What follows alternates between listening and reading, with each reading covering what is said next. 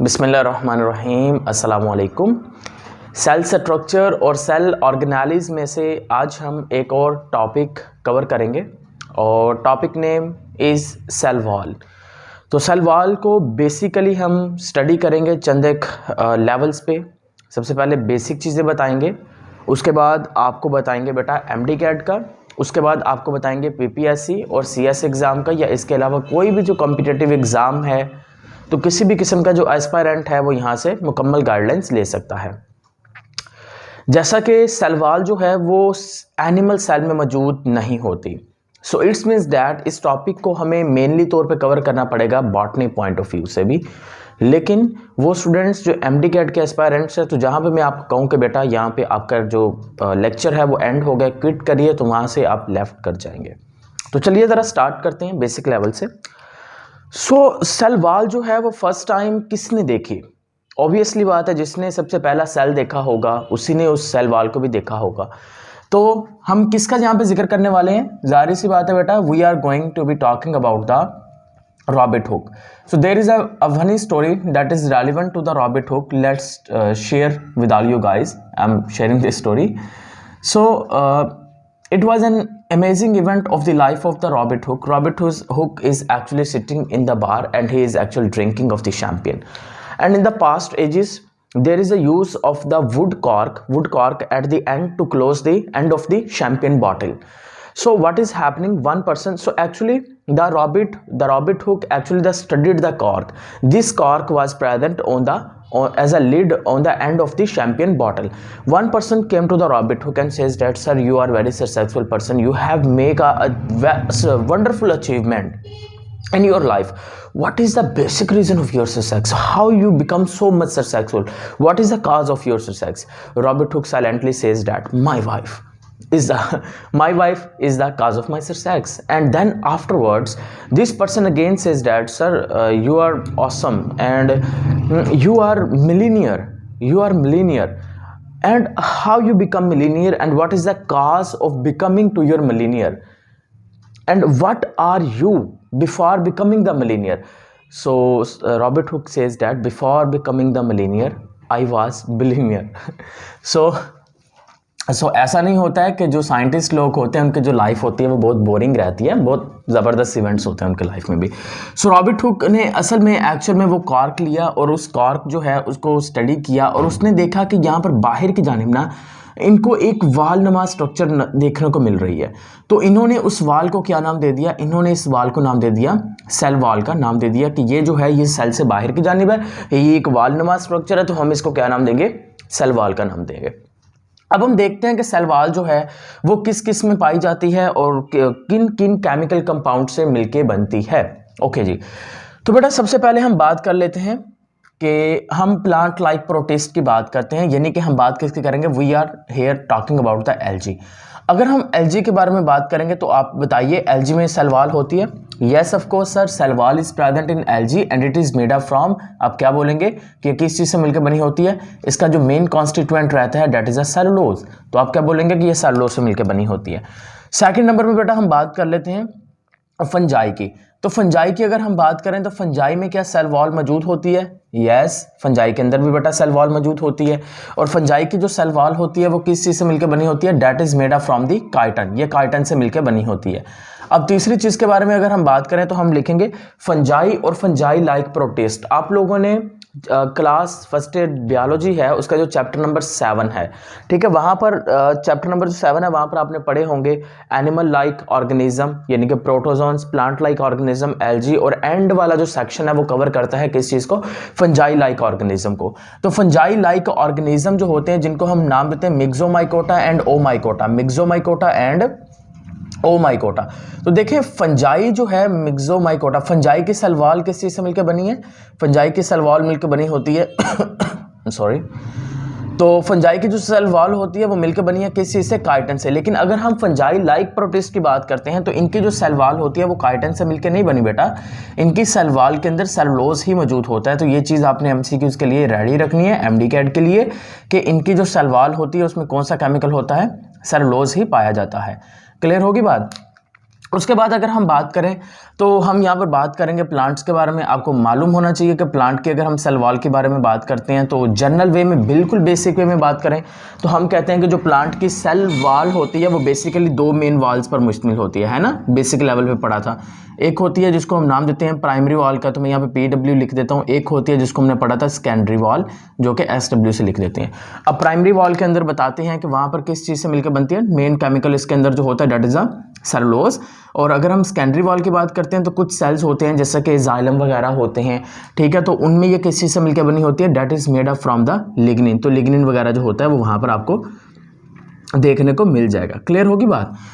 अच्छा जी, उसके बाद देखें एनिमल्स के अंदर होती है। आप कहेंगे कि एनिमल्स के अंदर सेल वॉल मौजूद नहीं होती, तो प्लांट में सेलुलोज से मिलकर बनी है। प्लांट लाइक प्रोटिस्ट में भी किस चीज़ से मिलकर बनी है, सेलुलोज से। फंजाई में मिलकर बनी है किस चीज़ से, काइटन से। फंजाई लाइक ऑर्गेनिज्म में मिलकर बनी है सेलुलोज से। अब हम बात करते हैं बैक्टीरिया की। बैक्टीरिया की बात करें तो दो मेन बैक्टीरियाज आप लोग देखते हैं, एक आप लोग देखते हैं यू बैक्टीरिया, एक आप लोग देखते हैं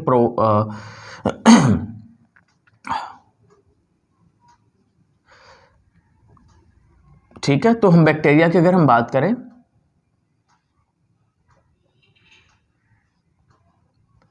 तो बेटा बैक्टीरिया जो होते हैं, एक होते हैं एनिशियंट बैक्टीरिया।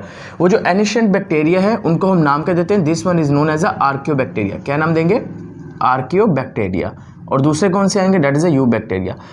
यू बैक्टीरिया की बात करें तो आपने कहना है कि यू बैक्टीरिया की जो सेल वॉल होती है that is made up from the peptidoglycan. ये किस चीज़ से मिलकर बनी होती है, ये मेनली बनी होती है पेप्टाइडोग्लाइकेन से मिलकर बनी होती है। पेप्टाइडोग्लाइकेन जो होता है ये आपने याद रखना है कि that is also a polysaccharide, ये एक पॉलीसेक्राइड ही होता है, यानी कि ये किस फैमिली से बिलोंग करेगा, कार्बोहाइड्रेट की। आर्कियोबैक्टीरिया की बात करें तो आपने आर्कियोबैक्टीरिया के बारे में याद रखना है कि इसकी जो सेल वॉल होती है ना उसमें प्रोटीन्स वगैरह आपको देखने को मिल सकते हैं। इसके अलावा आपको लिपोप्रोटीन्स देखने को मिलेंगे, लिपोपॉलीसेक्राइड, लिपोप्रोटीन और लिपोपॉलीसेक्राइड जो होती हैं बेटा इनकी जो सेल वॉल होती है ये उस चीज़ से मिलके बनी होती है। तो इस तरह से ये चीज़ आप याद रखेंगे कि इनकी जो सेल वॉल है उसमें बेसिक फ़र्क और उदाहरण क्या रहता है। अब हम बात कर लेते हैं कि कौन से वो सेल हैं प्लांट के जिनमें सेल वॉल होती ही नहीं है। बेशक प्लांट सेल में हम लोग कहते हैं कि सेल वॉल होती है, लेकिन प्लांट के सेल के कुछ सेल्स ऐसे होते हैं जिनमें सेल वॉल सिरे से ही नहीं होती। अब वो कौन से सेल हैं उनके बारे में ज़रा देख लेते हैं। देखें बेटा, अगर हम बात करते हैं ना सेक्सुअल सेल्स की, तो हम अगर बात कर लेते हैं गैमेट सेल्स, या फिर मैं यहाँ पे सिंपली लिख लेता हूँ कि sex cells of the lower and higher plant. Sex cells of lower and higher plants जो होते हैं बेटा, इन लोअर और हायर प्लांट्स के जो सेक्स सेल्स होते हैं उनके अंदर सेल वॉल जो होती है वो क्या रहती है, एब्सेंट रहती है। पॉइंट नंबर 1 ये आप लोग याद रखेंगे, ये एक्सेप्शनल केसेस हैं, है ना। तो उसके बाद अगर हम बात कर लेते हैं स्पोर्स की, spores of the algae and fungi, spores of algae and fungi. तो फंजाई और एल्जाई की जो स्पोर्स होते हैं उसके अंदर भी आपको सेल वॉल जो होती है वो देखने को नहीं मिलेगी। तो ये मैं दोबारा से लिख कर बता रहा हूँ आपको, these are the exceptional case, इनमें सेल वॉल क्या होती है, एब्सेंट होती है। बेशक ये एनिमल का पार्ट होते हैं, सो प्लांट हैं ये, या प्लांट लाइक प्रोटिस्ट होते हैं, लेकिन इनमें ये एब्सेंट रहती है। क्लियर होगी बात यहाँ तक। अच्छा जी, अब बेटा हम सेल वॉल के बारे में मज़ीद अगर हम चीज़ें कुछ ऐड करना चाहें तो सेल वॉल की जो थिकनेस होती है वो कितनी होती है।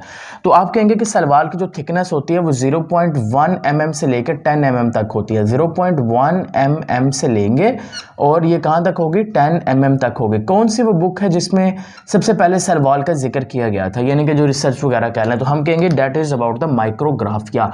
और ये माइक्रोग्राफिया जो है ये किसने लिखी थी, ये मुझे बताने की ज़रूरत तो नहीं होनी चाहिए, that is written by the, ये किसने लिखी थी, रॉबर्ट हुक की ही जो बुक है ना रिसर्च वगैरह की, उसी के अंदर सबसे पहली बार इसको एक्सप्लेन किया गया था। क्लियर होगी बात। अब हम बात करते हैं कि सेल वॉल जो है वो बेसिकली लिविंग होती है या नॉन लिविंग होती है। यहाँ पे थोड़ी सी मिस्टेक बच्चे कर देती हैं, वहाँ पे बुक में लिखा जाता है कि सेल वॉल जो है वो नॉन लिविंग है। तो सेल वॉल नॉन लिविंग है, इसका मतलब देखें ना, अगर हम लाइफ की डेफिनेशन करते हैं तो मैं हमेशा कहता हूँ कि लाइफ की जो डेफिनेशन है वो है life is a combination of chemical reaction. इस बात से मेरा ख्याल आप भी निश्चित रहेंगे, राइट। सो लाइफ अगर केमिकल रिएक्शन का कॉम्बिनेशन है, सो इट्स मीन्स डैट कि कोई भी नॉन लिविंग चीज़ है उसमें केमिकल रिएक्शन नहीं होना चाहिए। लेकिन अगर हम सेल वॉल की बात करते हैं ना, तो सेल वॉल हम लोग कहते हैं कि ये नॉन लिविंग है, बुक में लिखा जाता है नॉन लिविंग है, लेकिन फिर जब MCQs में पूछा जाता है क्या सेल वॉल की ग्रोथ होती है? तो बच्चे सोचते हैं कि यार ये तो नॉन लिविंग है, ग्रोथ तो नहीं होनी चाहिए। जैसे कि हम लोग कहते हैं ना कि प्लांट्स लिविंग क्यों है भाई? प्लांट्स लिविंग इसलिए क्योंकि वो ग्रोथ शो करते हैं। तो फिर तो सेल वॉल जो है वो नॉन लिविंग है, तो फिर ग्रोथ शो नहीं करनी चाहिए, लेकिन असल में सेल वॉल जो है वो ग्रोथ शो करती है। तो फिर इसका मतलब क्या प्रॉब्लम है कि हम लोग इसको नॉन लिविंग भी कह रहे हैं, फिर हम कह रहे हैं ग्रोथ शो भी करते हैं। एक तरफ हम कह रहे हैं कि जो सेल वॉल होती है वो असल में क्या होती है? नॉन लिविंग होती है। दूसरी तरफ मैं ये भी कह रहा हूं कि सेल वॉल में केमिकल रिएक्शन भी होते हैं। तो लफ्ज़ जरा गौर से सिलेक्शन करिएगा, कॉम्प्रिहेंसिवली सिलेक्शन बता रहा हूं अल्फाज के। तो पहला मेरा पॉइंट यह है कि ये सेल वॉल जो होती है it is a metabolically active, it is a metabolically active होती है, यानी कि इसमें केमिकल रिएक्शन हो रहे होते हैं, ऐसा नहीं होता कि नहीं होती। उसके बाद सेकंड चीज, ये ग्रोथ भी शो करती है, it also shows the growth. फिर हम इसको नॉन लिविंग क्यों कहते हैं? नॉन लिविंग बेटा, नॉन लिविंग लिख तो है लेकिन लफ्ज मिस कर दिया जाता है। सो नॉन प्रोटोप्लाज्मिक लिखना चाहिए। लफ्ज जो बेटा इस्तेमाल होता है ना सेल वॉल के लिए, वो होता है non protoplasmic wall, non protoplasmic wall, non protoplasmic wall, ठीक है, नॉन प्रोटोप्लाज्मिक वॉल है।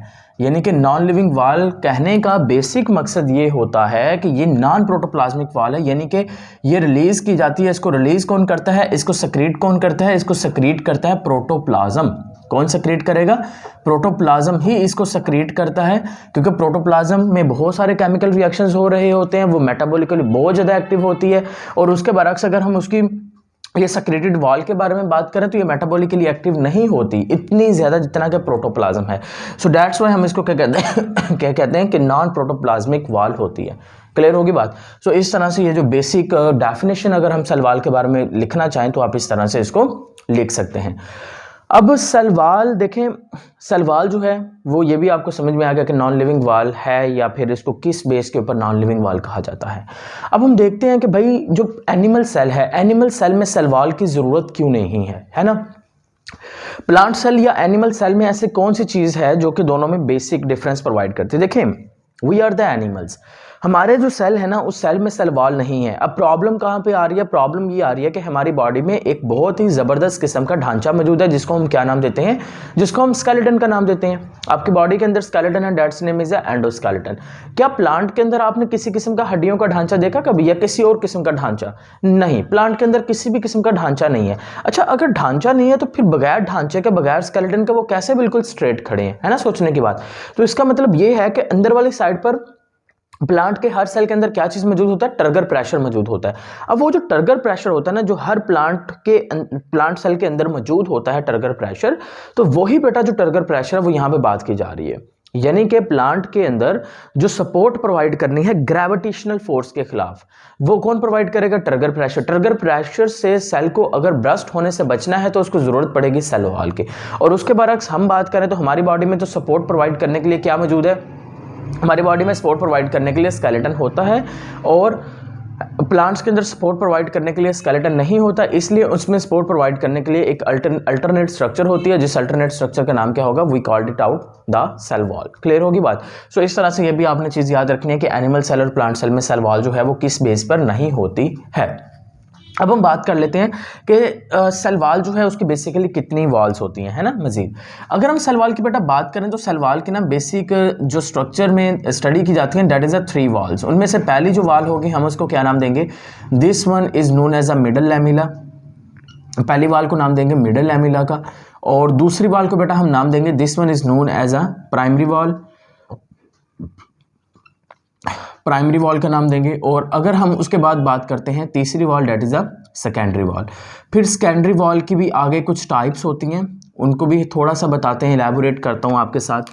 डेट इज अ S1, फिर आ जाएगा बेटा S2, फिर आ जाएगा आपके पास S3, फिर चलती जाएंगी, लेकिन मेनली तौर पर S3 तक होती हैं, यानी कि ये 3 ही मौजूद होती हैं, S1, S2 एंड S3। और जो टर्शरी होती है, टर्शरी जो सेकेंडरी वॉल होती है, उसको बाकी वॉल से जो सेपरेट करने के लिए जो केमिकल कंपाउंड होता है, that's name is a xylene. तो इसके अंदर क्या मौजूद होता है? जाइलेंस मौजूद होता है, जिसकी वजह से ये बाकी वॉल से क्या रहता है? डिफ्रेंशिएट रहता है। अब जरा हम एक डायग्राम की मदद से अंडरस्टैंड करने की कोशिश करते हैं मिडल लैमिला, प्राइमरी और सेकेंडरी वॉल को, फिर कॉन्सेप्ट क्लियर करते हैं, फिर ऑप्शंस भी बताते हैं आपको। देखिए बेटा, ये है हमारे पास एक प्लांट सेल, तो हम इस प्लांट सेल को ज़रा इस तरह से आपको दिखा देते हैं। ये आपके पास आ गया, this one is a plant cell, ये प्लांट सेल आ गया। अब ये इसके एडजेसेंट जो है वो एक और प्लांट सेल मौजूद है, राइट, इसके एडजेसेंट एक और आपको प्लांट सेल देखने को मिल रहा है। अब इन दोनों प्लांट सेल में ये जो रेड के साथ मैंने बनाई है ना, this one is known as a primary wall. ये कौन सी वॉल है? प्राइमरी वॉल है। अच्छा, मेनली तौर पर प्लांट सेल में दो वॉल्स होती हैं, तीन नहीं होती हैं, दो वॉल्स होती हैं। उनमें से एक होती है मिडल लैमेला, दूसरी होती है प्राइमरी वॉल। लेकिन सम टाइम क्या होता है कि जो सेल्स होते हैं प्लांट के, कुछ से सेल्स की अगर हम बात करें तो उनके अंदर हमें सेकेंडरी वॉल देखने को मिलेगी। अब कौन से वो सेल्स हैं? अगर बेटा हम बात कर लेते हैं ट्रैकिड्स की बात कर लें, ठीक है, अगर हम बात कर लेते हैं जाइलम्स की बात कर लेते हैं, या फिर बेटा अगर मैं बात कर लेता हूँ सक्लेरन कीमेटोस की बात कर लेता हूँ, सक्लेरन काइमा सेल्स की बात करता हूँ, तो ये जो प्लांट के सेल्स होते हैं ना, इन सेल्स के अंदर आपको क्या देखने को मिलेगा? You will find out the secondary wall. Otherwise secondary wall आपको बेटा देखने को नहीं मिलेगी प्लांट सेल के अंदर भी, even in plant cell also. अब यहाँ पर ये जो ब्लैक से बेटा बना के दिखा रहे हैं ना, this one is known as a secondary wall. अब ये सेकेंडरी वॉल है। अब प्राइमरी वॉल रेड से है, सेकेंडरी वॉल अंदर ब्लैक से है। अब ये जो रेड वाली वॉल है जिसको हमने नाम दिया है प्राइमरी वॉल, इन दोनों प्राइमरी वॉल के बीच में दो सेल हैं, दो सेल्स की रेड वाली दो प्राइमरी वॉल है। इन दोनों प्राइमरी वॉल के बीच में आपको यहाँ पे ग्रीन कलर में बेटा जो वॉल देखने को मिलेगी ना, यानी कि जो दो सेल्स को ज्वाइन करके रखेगी, उसको हम क्या नाम देंगे? उसको हम नाम देंगे this one is known as a middle lamella. क्या नाम देंगे? मिडल लैमेला का नाम देते हैं। तो ये चीज़ आपने याद रखनी है कि ये जो ग्रीन वाली वॉल है जो दो सेल को ज्वाइन करके रख रही है, इसको हम क्या नाम देंगे? इसको बेटा आप नाम देंगे this one is known as a middle lamella. इसको हम मिडल लैमेला का नाम देंगे। उसके अलावा ये वाली जो वॉल आ जाएगी, ये रेड वाली, इसको हम क्या नाम देंगे? This one is known as a primary wall का नाम दे देंगे।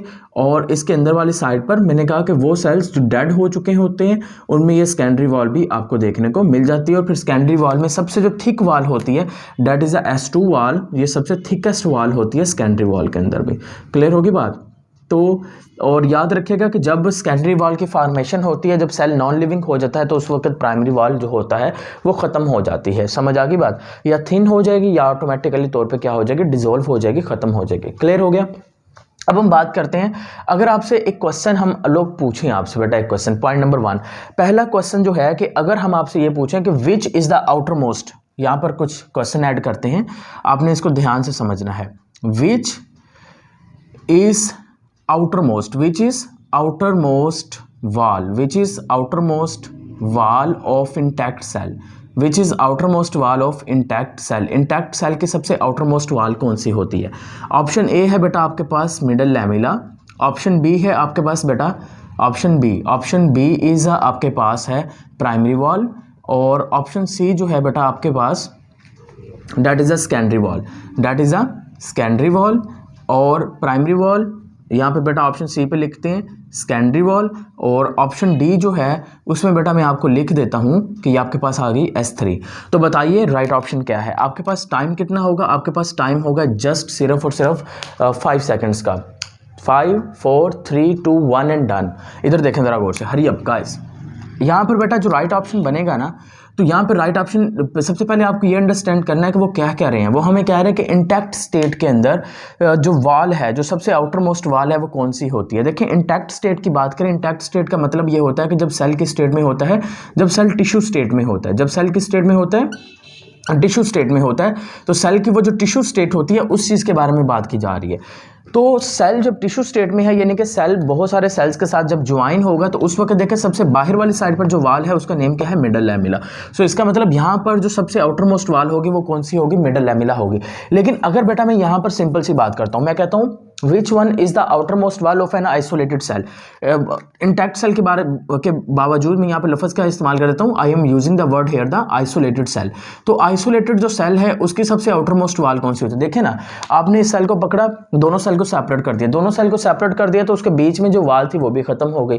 तो इसका मतलब मिडल लैमेला का काम था दोनों को पकड़ के रखना। जब आपने उसको मैसीरेशन प्रोसेस के जरिए से अलग कर दिया, तो इट्स मीन्स डैट कि फिर आपको ये जो मैसीरेशन प्रोसेस है, जब ये दोनों अलग हो जाएंगे, यानी कि जो मिडल लैमेला है, तो मैं लफ्ज़ यहाँ पर एक यूज़ कर रहा हूँ, मैं लिख भी देता हूँ वहाँ पर, that is known as a maceration. ठीक है।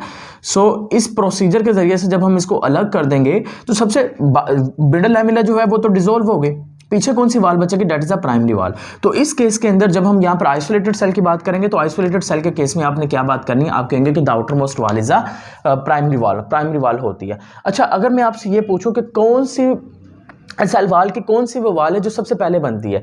विच वाल सॉरी थोड़ा सा हार्नेस भी है और फेरेंगाइटिस भी है, दैट्स वाई थोड़ा सा प्रॉब्लम रहेगा। ओके,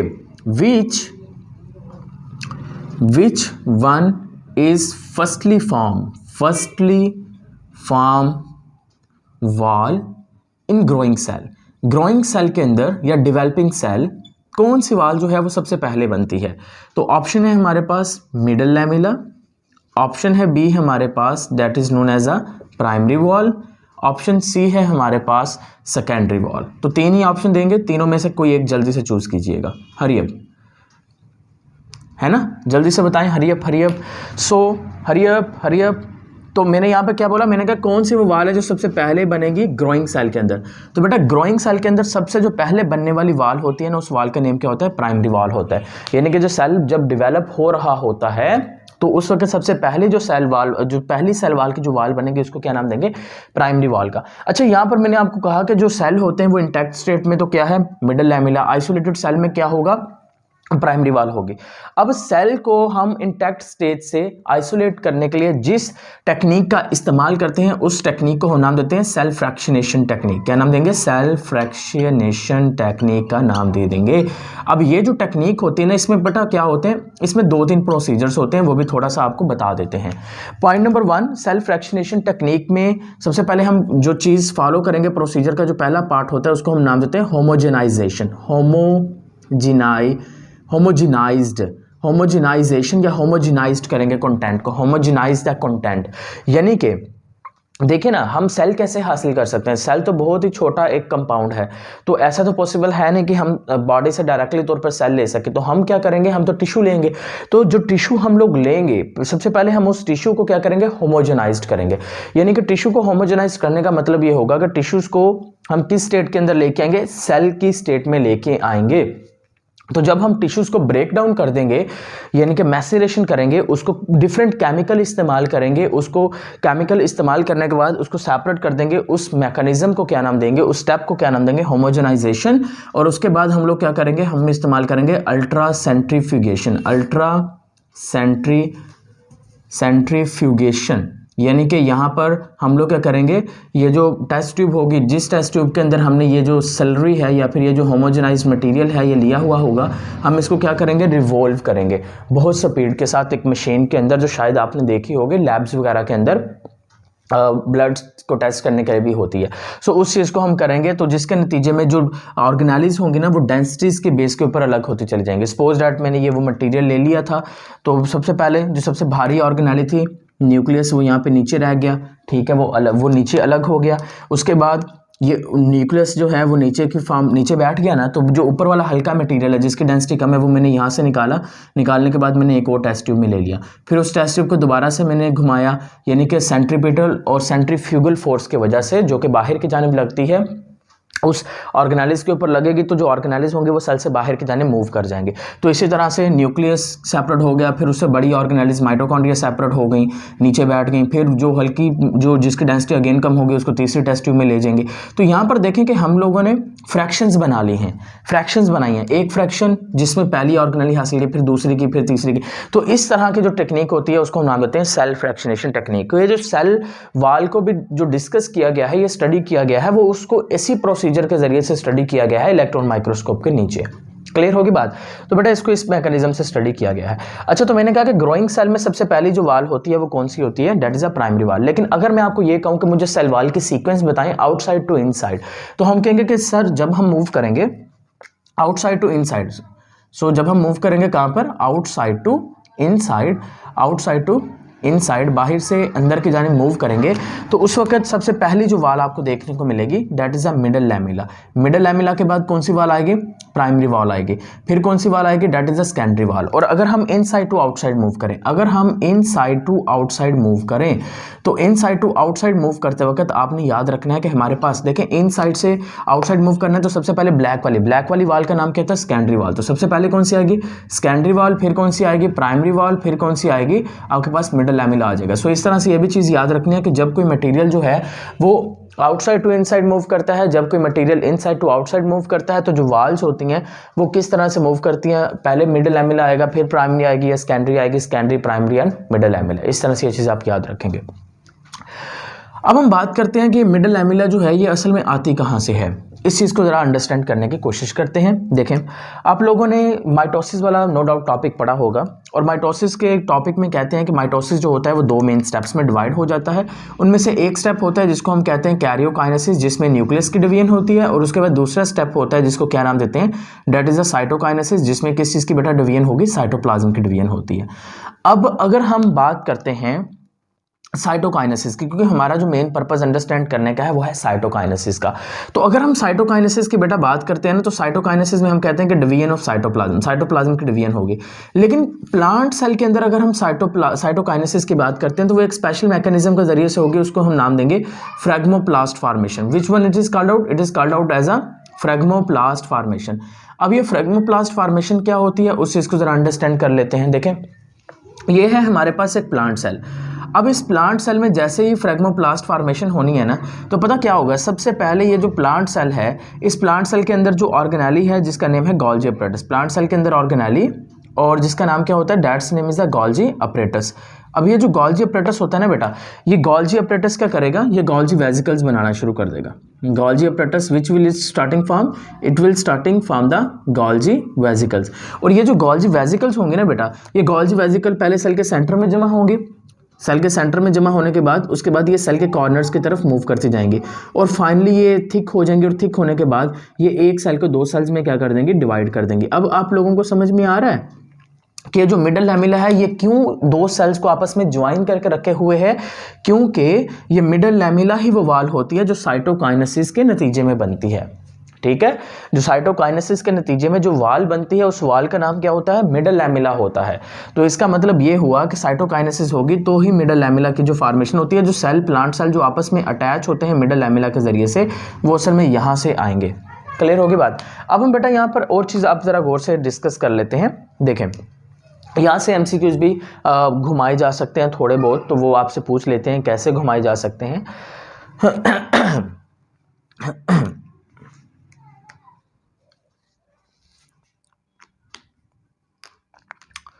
तो मैं यहाँ पर एक ऑप्शन लिखता हूँ, उसको ज़रा आपने आंसर करना है। ठीक है, middle lamella is formed by, option A है हमारे पास, that is a Golgi apparatus. Option B है हमारे पास साइटोकाइनेसिस। ऑप्शन सी है हमारे पास बेटा फ्रैग्मोप्लास्ट फॉर्मेशन।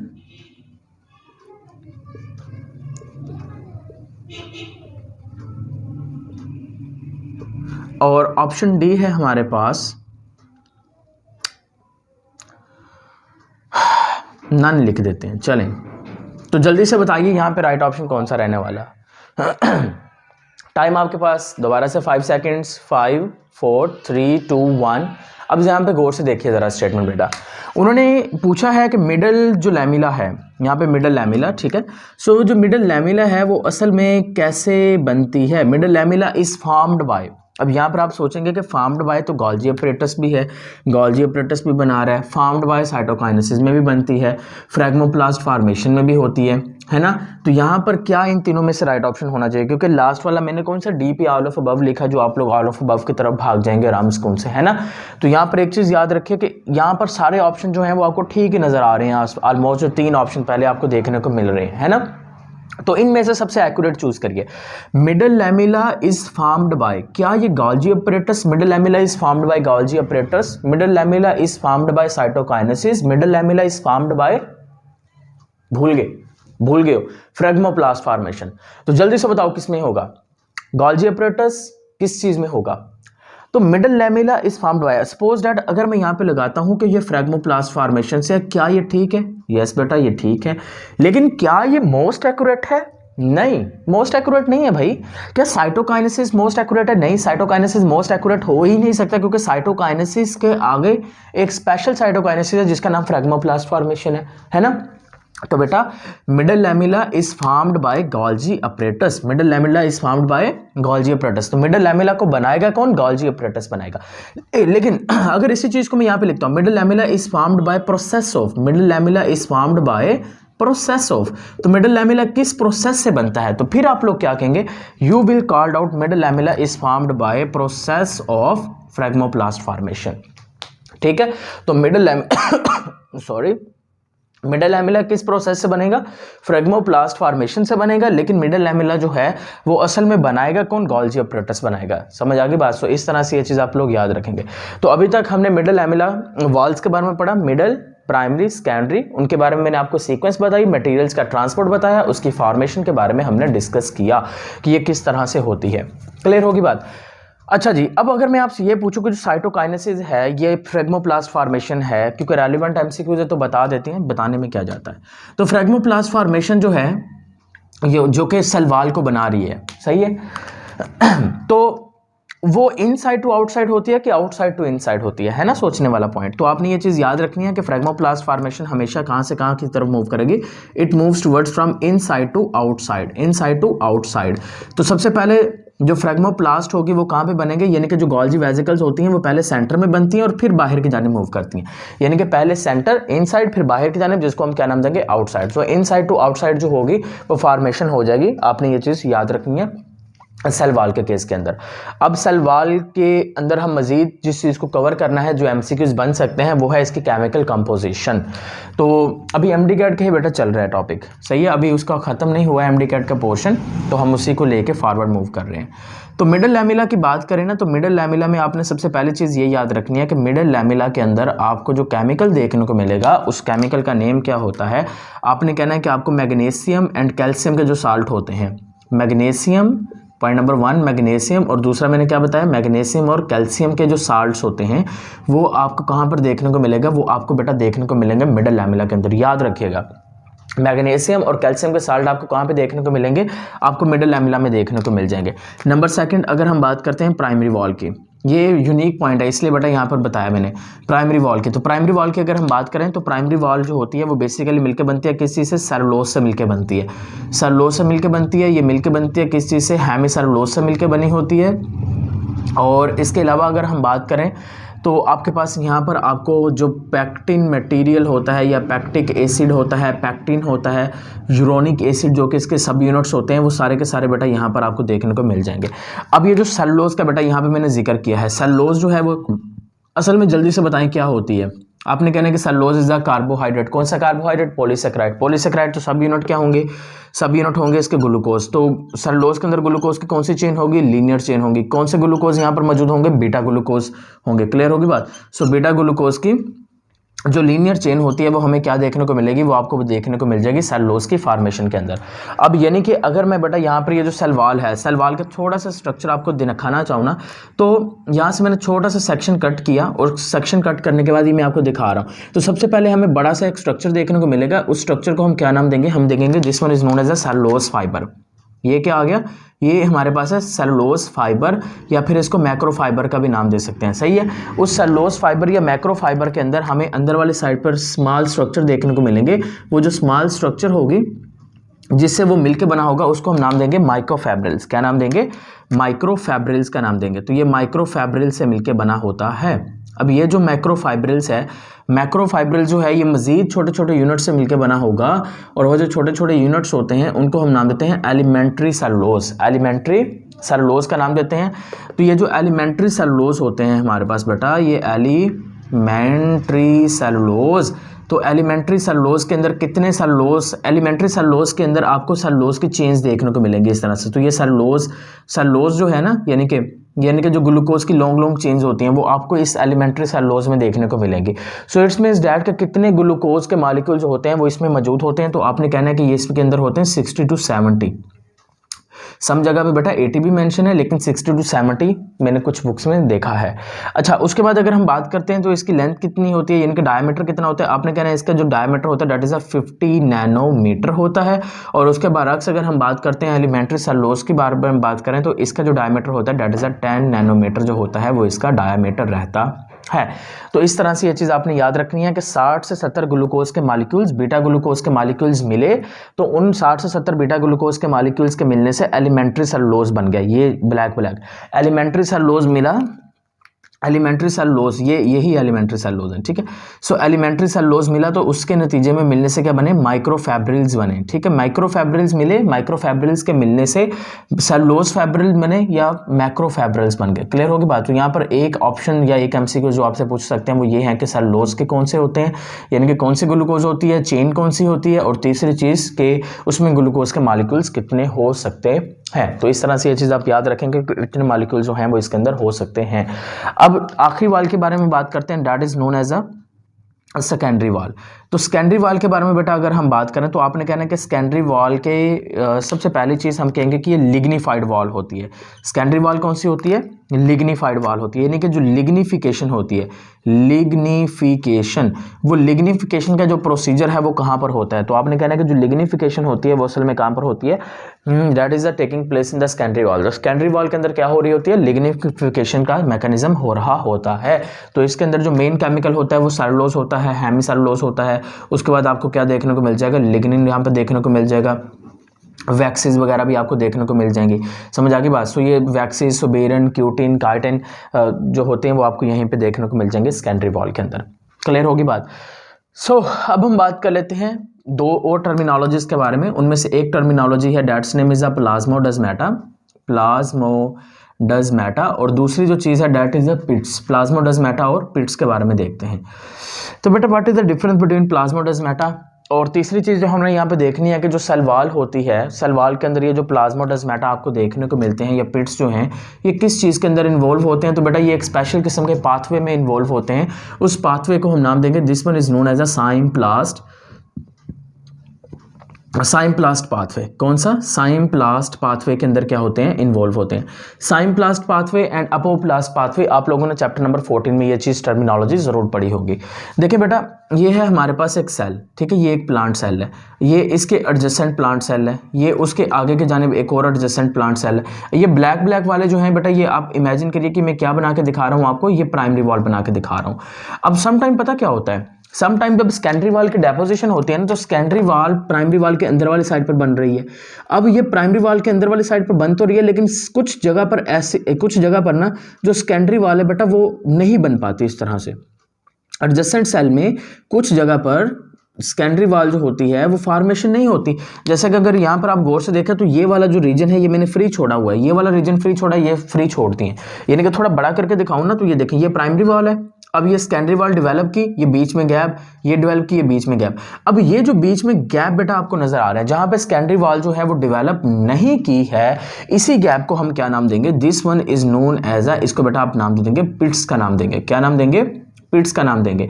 और कौन से पिट प्लाज्मोडेस्माटा बनाते हैं, primary pit field, primary pit field जो होते हैं वो इन्वॉल्व होते हैं किस चीज के फॉर्मेशन में, प्लाज्मोडेस्माटा की formation. What is the primary pit field, है ना। तो प्राइमरी पिट फील्ड क्या होते हैं, ये वाली जो पहली वाल है जिसका नाम है प्राइमरी वाल, अगर प्राइमरी वाल में पिट रह जाए तो जाहिर सी बात है प्राइमरी वाल में पिट रह जाएगा तो बेटा ये जो दो सेल्स होंगे इन दोनों सेल्स के बीच में ये गैप जंक्शन नहीं बन जाएगा। देखें यहां पर तो आपको रेड में किस वाल में पिट देखने को मिल रहा है, सेकेंडरी वाल में। अगर यहां से मैं ब्लैक वाला भी रिमूव कर देता हूं तो यहां पर देखें कि प्राइमरी जो वाल है, जो प्राइमरी पिट फील्ड है, प्राइमरी वाल, अगर प्राइमरी वाल के अंदर पिट रह जाए तो हम उसको नाम देंगे प्राइमरी पिट फील्ड। अब प्राइमरी पिट फील्ड बन गया तो इसका मतलब यह है कि एक सेल जो है उसका एक साइटोप्लाज्मिक कनेक्शन बन चुका है दूसरे सेल के साथ। अब ये जो एक सेल के दूसरे सेल के साथ साइटोप्लाज्मिक कनेक्शन बनेगा, इसी साइटोप्लाज्मिक कनेक्शन को हम क्या नाम देंगे, इसी साइटोप्लाज्मिक कनेक्शन को आप नाम दे देंगे प्लाज्मोडेस्माटा का। और ये किस चीज में इन्वॉल्व होगा, that is involve in the translocation, ठीक है। ट्रांसपोर्टेशन, ट्रांसलोकेशन जो होता है या मूवमेंट्स ऑफ मटेरियल जो होते हैं एक सेल से दूसरे सेल के अंदर, उस चीज़ को मूव करवाने के अंदर ये क्या होता है, इन्वॉल्व होता है। So that is the difference between the plasmodesmata and the pits. Now हम कवर करेंगे सेल वॉल को एक और पर्सपेक्टिव से, ज़्यादा तो नहीं मैं डिटेल में जाऊंगा उस चीज़ को लेके, लेकिन थोड़ा सा लाजमी हिंट देंगे, क्योंकि सेल वॉल डिस्कस कर रहे हैं तो सेल वॉल ऑफ बैक्टीरिया को डिस्कस करना ज़रूरी रहता है। तो बैक्टीरिया की अगर हम सेल वॉल की बात करें तो 2 मेन बैक्टीरिया होते हैं। एक ग्राम स्टेनिंग टेक्निक आपने पढ़ी होगी, जिसमें हम लोग आप लोग पढ़ते हैं सभी कि ग्राम पॉजिटिव बैक्टीरिया होते हैं, और दूसरी साइड पर आप लोग क्या पढ़ते हैं कि एक और टाइप के बैक्टीरिया होते हैं, that is a gram negative bacteria. Basically ये जो टॉपिक है ना, ये बिल्कुल एक सेपरेट टॉपिक है। तो ये टॉपिक हम एक अलग लेक्चर में कवर करेंगे, लेकिन थोड़ा सा हिंट जो है वो मैं लाजमी तौर पर यहाँ पर आपको इसके साथ ज्वाइंट फॉर्म के अंदर प्रोवाइड करना चाहूँगा। ज़्यादा डिटेल में नहीं जाएंगे, सिर्फ याद करने के लिए, और ये इसलिए बता रहे हैं कि जब आप सेल वॉल को कवर करेंगे तो आप इस टॉपिक को बीच में लाजमी कवर कीजिएगा।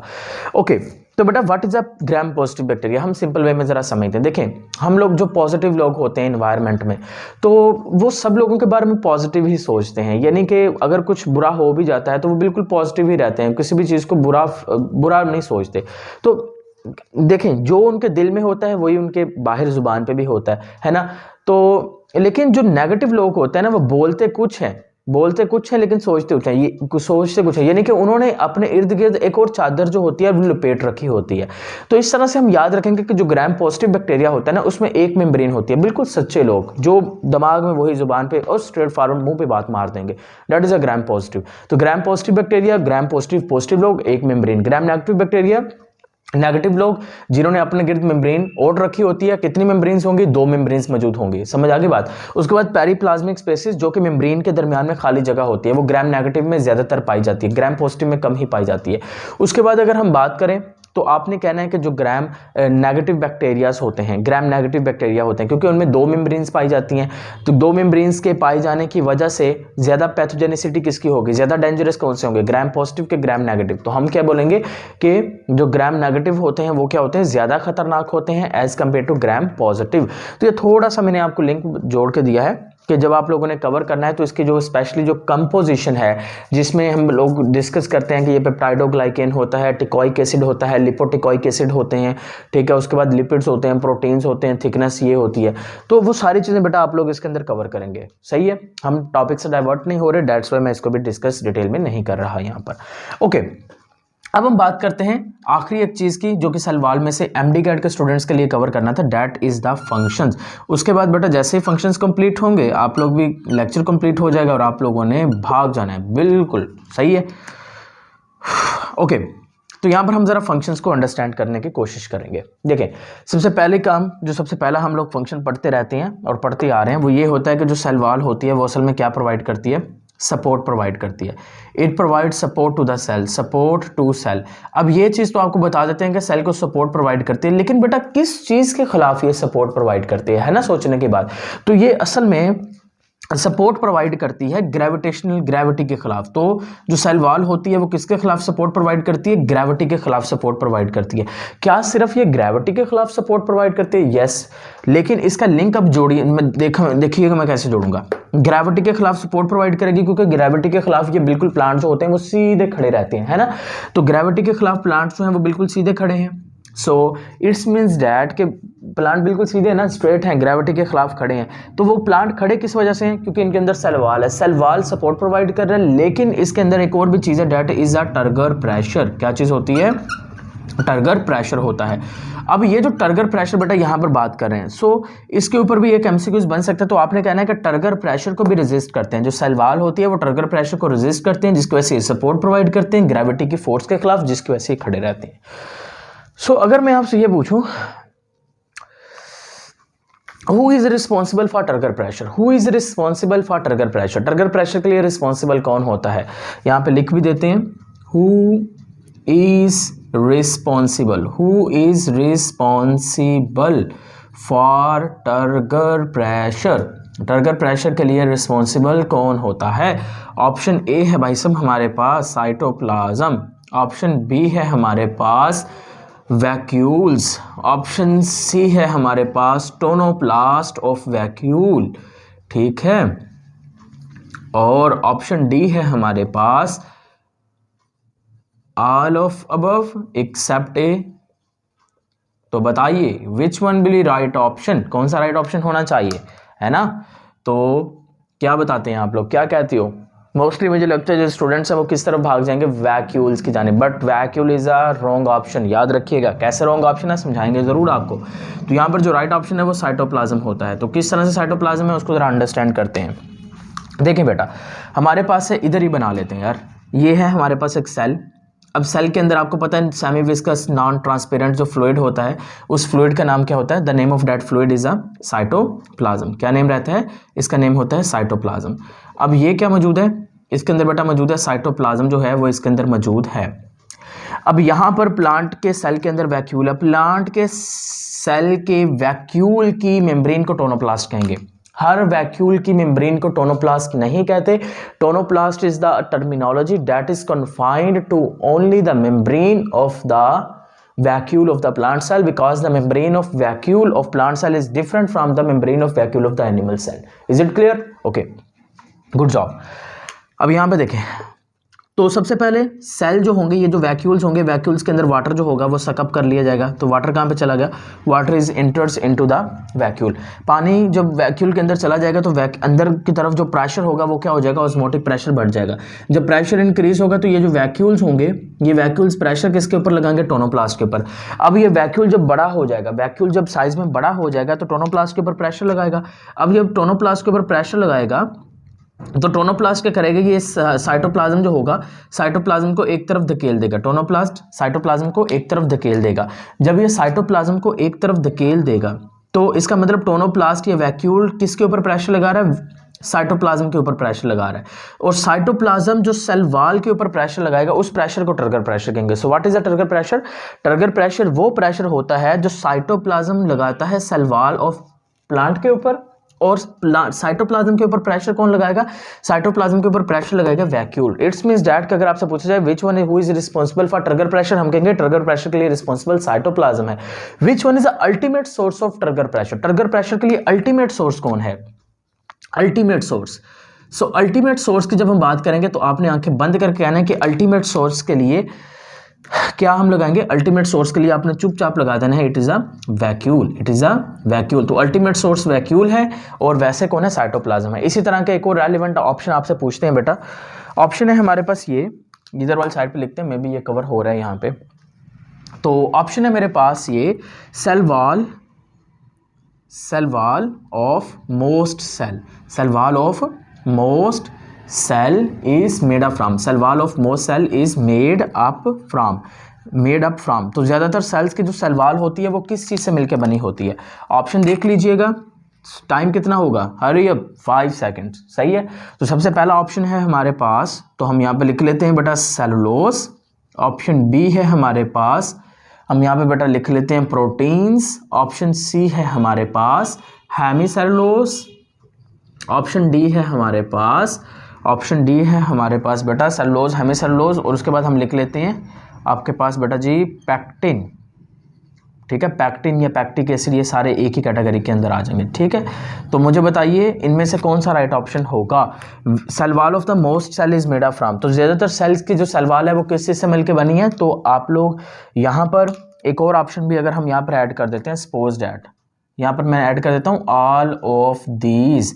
तो बताइए इनमें से राइट ऑप्शन कौन सा होना चाहिए, तो क्या right option all of these है, नहीं, ये गलत ऑप्शन है। तो यहाँ पर राइट ऑप्शन क्या रहेगा, सेलुलोज। तो ज़्यादातर सेल की जो सेल वॉल होती है वो किस चीज़ से मिलकर बनी होती है, वो सेलुलोज से मिलकर बनी होती है। लिखें, लफ्ज़ जब परफेक्ट आ जाए, लफ्ज़ जब मोस्टली आ जाए, सही है, लफ्ज़ जब मोस्टली आ जाए, परफेक्ट आ जाए, उस वक्त याद रखेगा कि जो ऑल ऑफ दीज और नन ऑफ दीज के ऑप्शंस हैं वो कैंसिल हो जाते हैं, वो गलत होते हैं। तो इसका मतलब अब यहाँ पर ये नहीं लगा सकते। तो ज़्यादातर जो सेल्स होते हैं उनकी जो सेल वॉल होती है वो किस चीज़ से मिलकर बनती है, सेलुलोज से मिलकर बनती है। ओके, अगर मैं इसी तरह से एक और ऑप्शन यहाँ पे फ्रेम करता हूँ कि which chemical compound is not present, which chemical compound is not present, which chemical compound is not present in, वो chemical compound in cell wall, which chemical compound is not present in cell wall।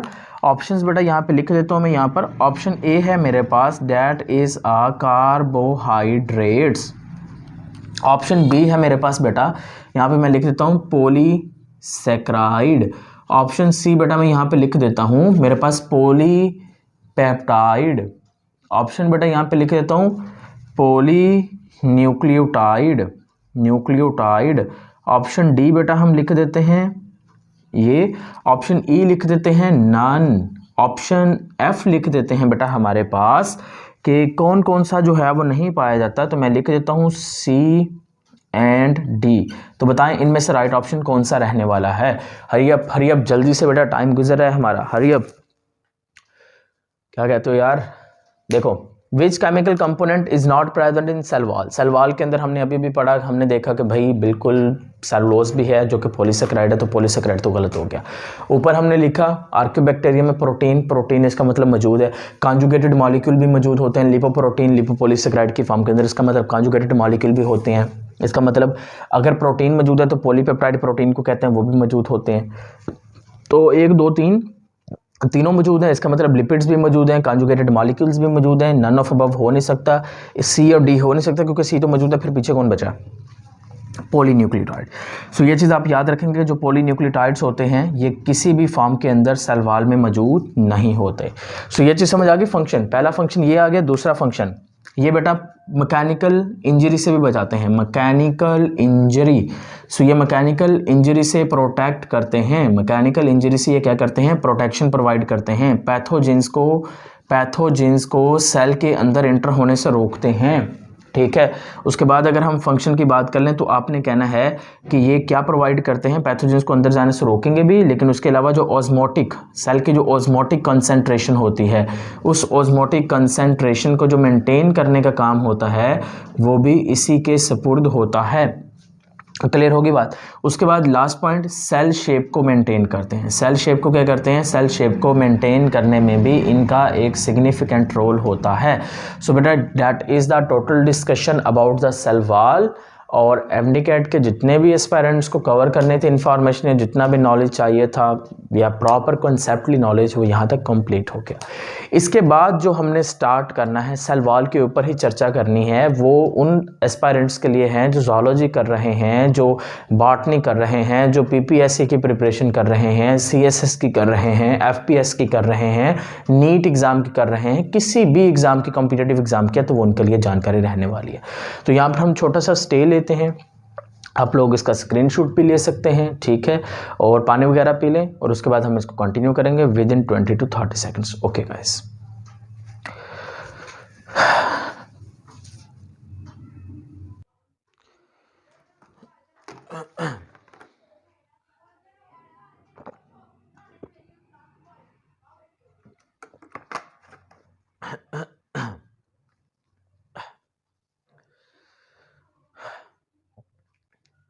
Okay, आपको एक छोटी सी story भी सुनाते हैं।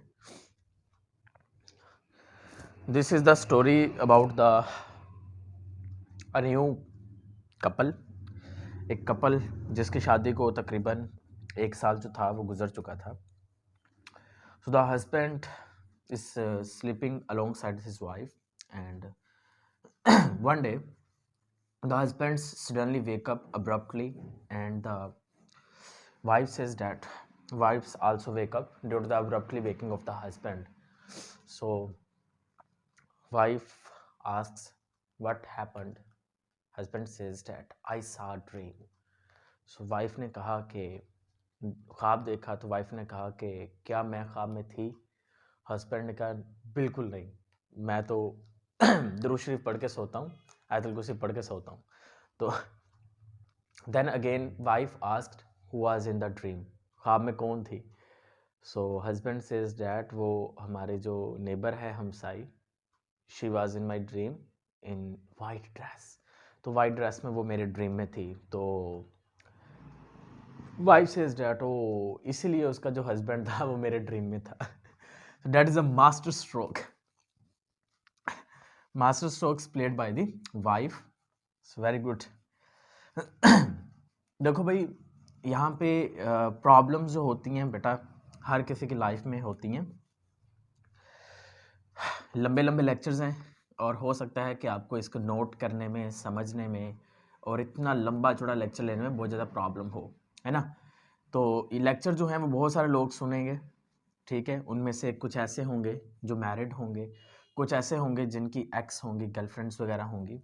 तो मैं आपको एक छोटी सी ट्रिक बताता हूँ कि आप इसको कैसे मैनेज कर सकते हैं।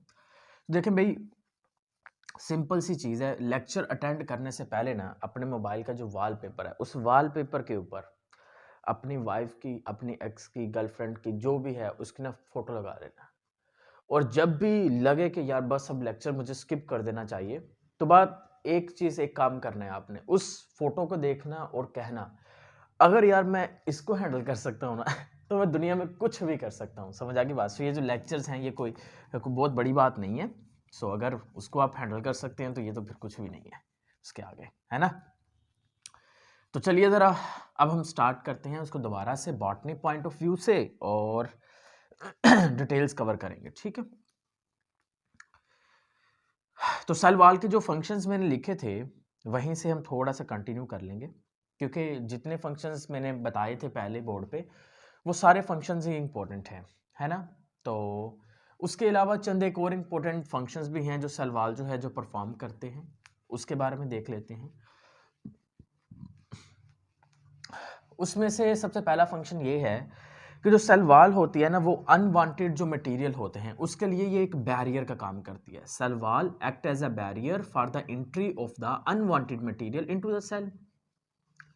सेल के अंदर वो मटेरियल जिसकी ज़रूरत नहीं है, जिसको नहीं आना चाहिए, उसको सेल के अंदर रोकने के लिए जो फर्स्ट बैरियर का काम करेगी वो कौन करेगी?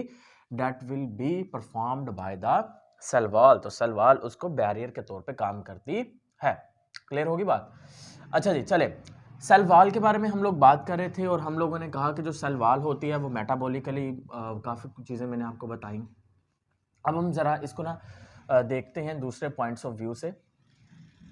तो सबसे पहली चीज़ जो बेटा हमने सेल वॉल के बारे में कवर करनी है वो बताते हैं आपको।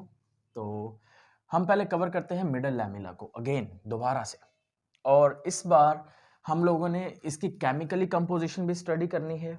उसके अलावा सेल वॉल का अल्ट्रा स्ट्रक्चर भी देखेंगे, फिर हम जो पिट्स हैं पिट्स के टाइप्स भी देखेंगे और पिट्स को डिटेल में डिस्कस भी करेंगे, ठीक है। यानी कि इनफैक्ट कंप्लीटली जितनी भी जानकारी जरूरी है ना सारी की सारी यहाँ पर आपको एक ही डबल पैकेज में मिल जाएगा सब कुछ। तो सबसे पहले बेटा मैं यहाँ पर हेडिंग लगाता हूँ, हेडिंग लगाते हैं बेटा यहाँ पर। अगर नहीं पढ़ेंगे तो फिर आपके कान पे भी लगा सकते हैं, समझ आ गई बात। सो हेडिंग पे है हमारे पास मिडल लैमेला। मिडल लैमेला की अगर हम बात करें, मिडल लैमेला, तो मिडल लैमेला के बारे में आपने सबसे पहला पॉइंट ये याद रखना है कि मिडल लैमेला के अंदर मेन जो कंपोनेंट्स होते हैं वो कौन से होते हैं? जो पैक्टिक सब्सटेंसेस होती हैं, पैक्टिक सब्सटेंसेस, जिसके अंदर हम पैक्टिन का जिक्र करते हैं, जिसके अंदर हम जिक्र करते हैं प्रोटोपैक्टिन का, पैक्टिन का हम जिक्र करेंगे।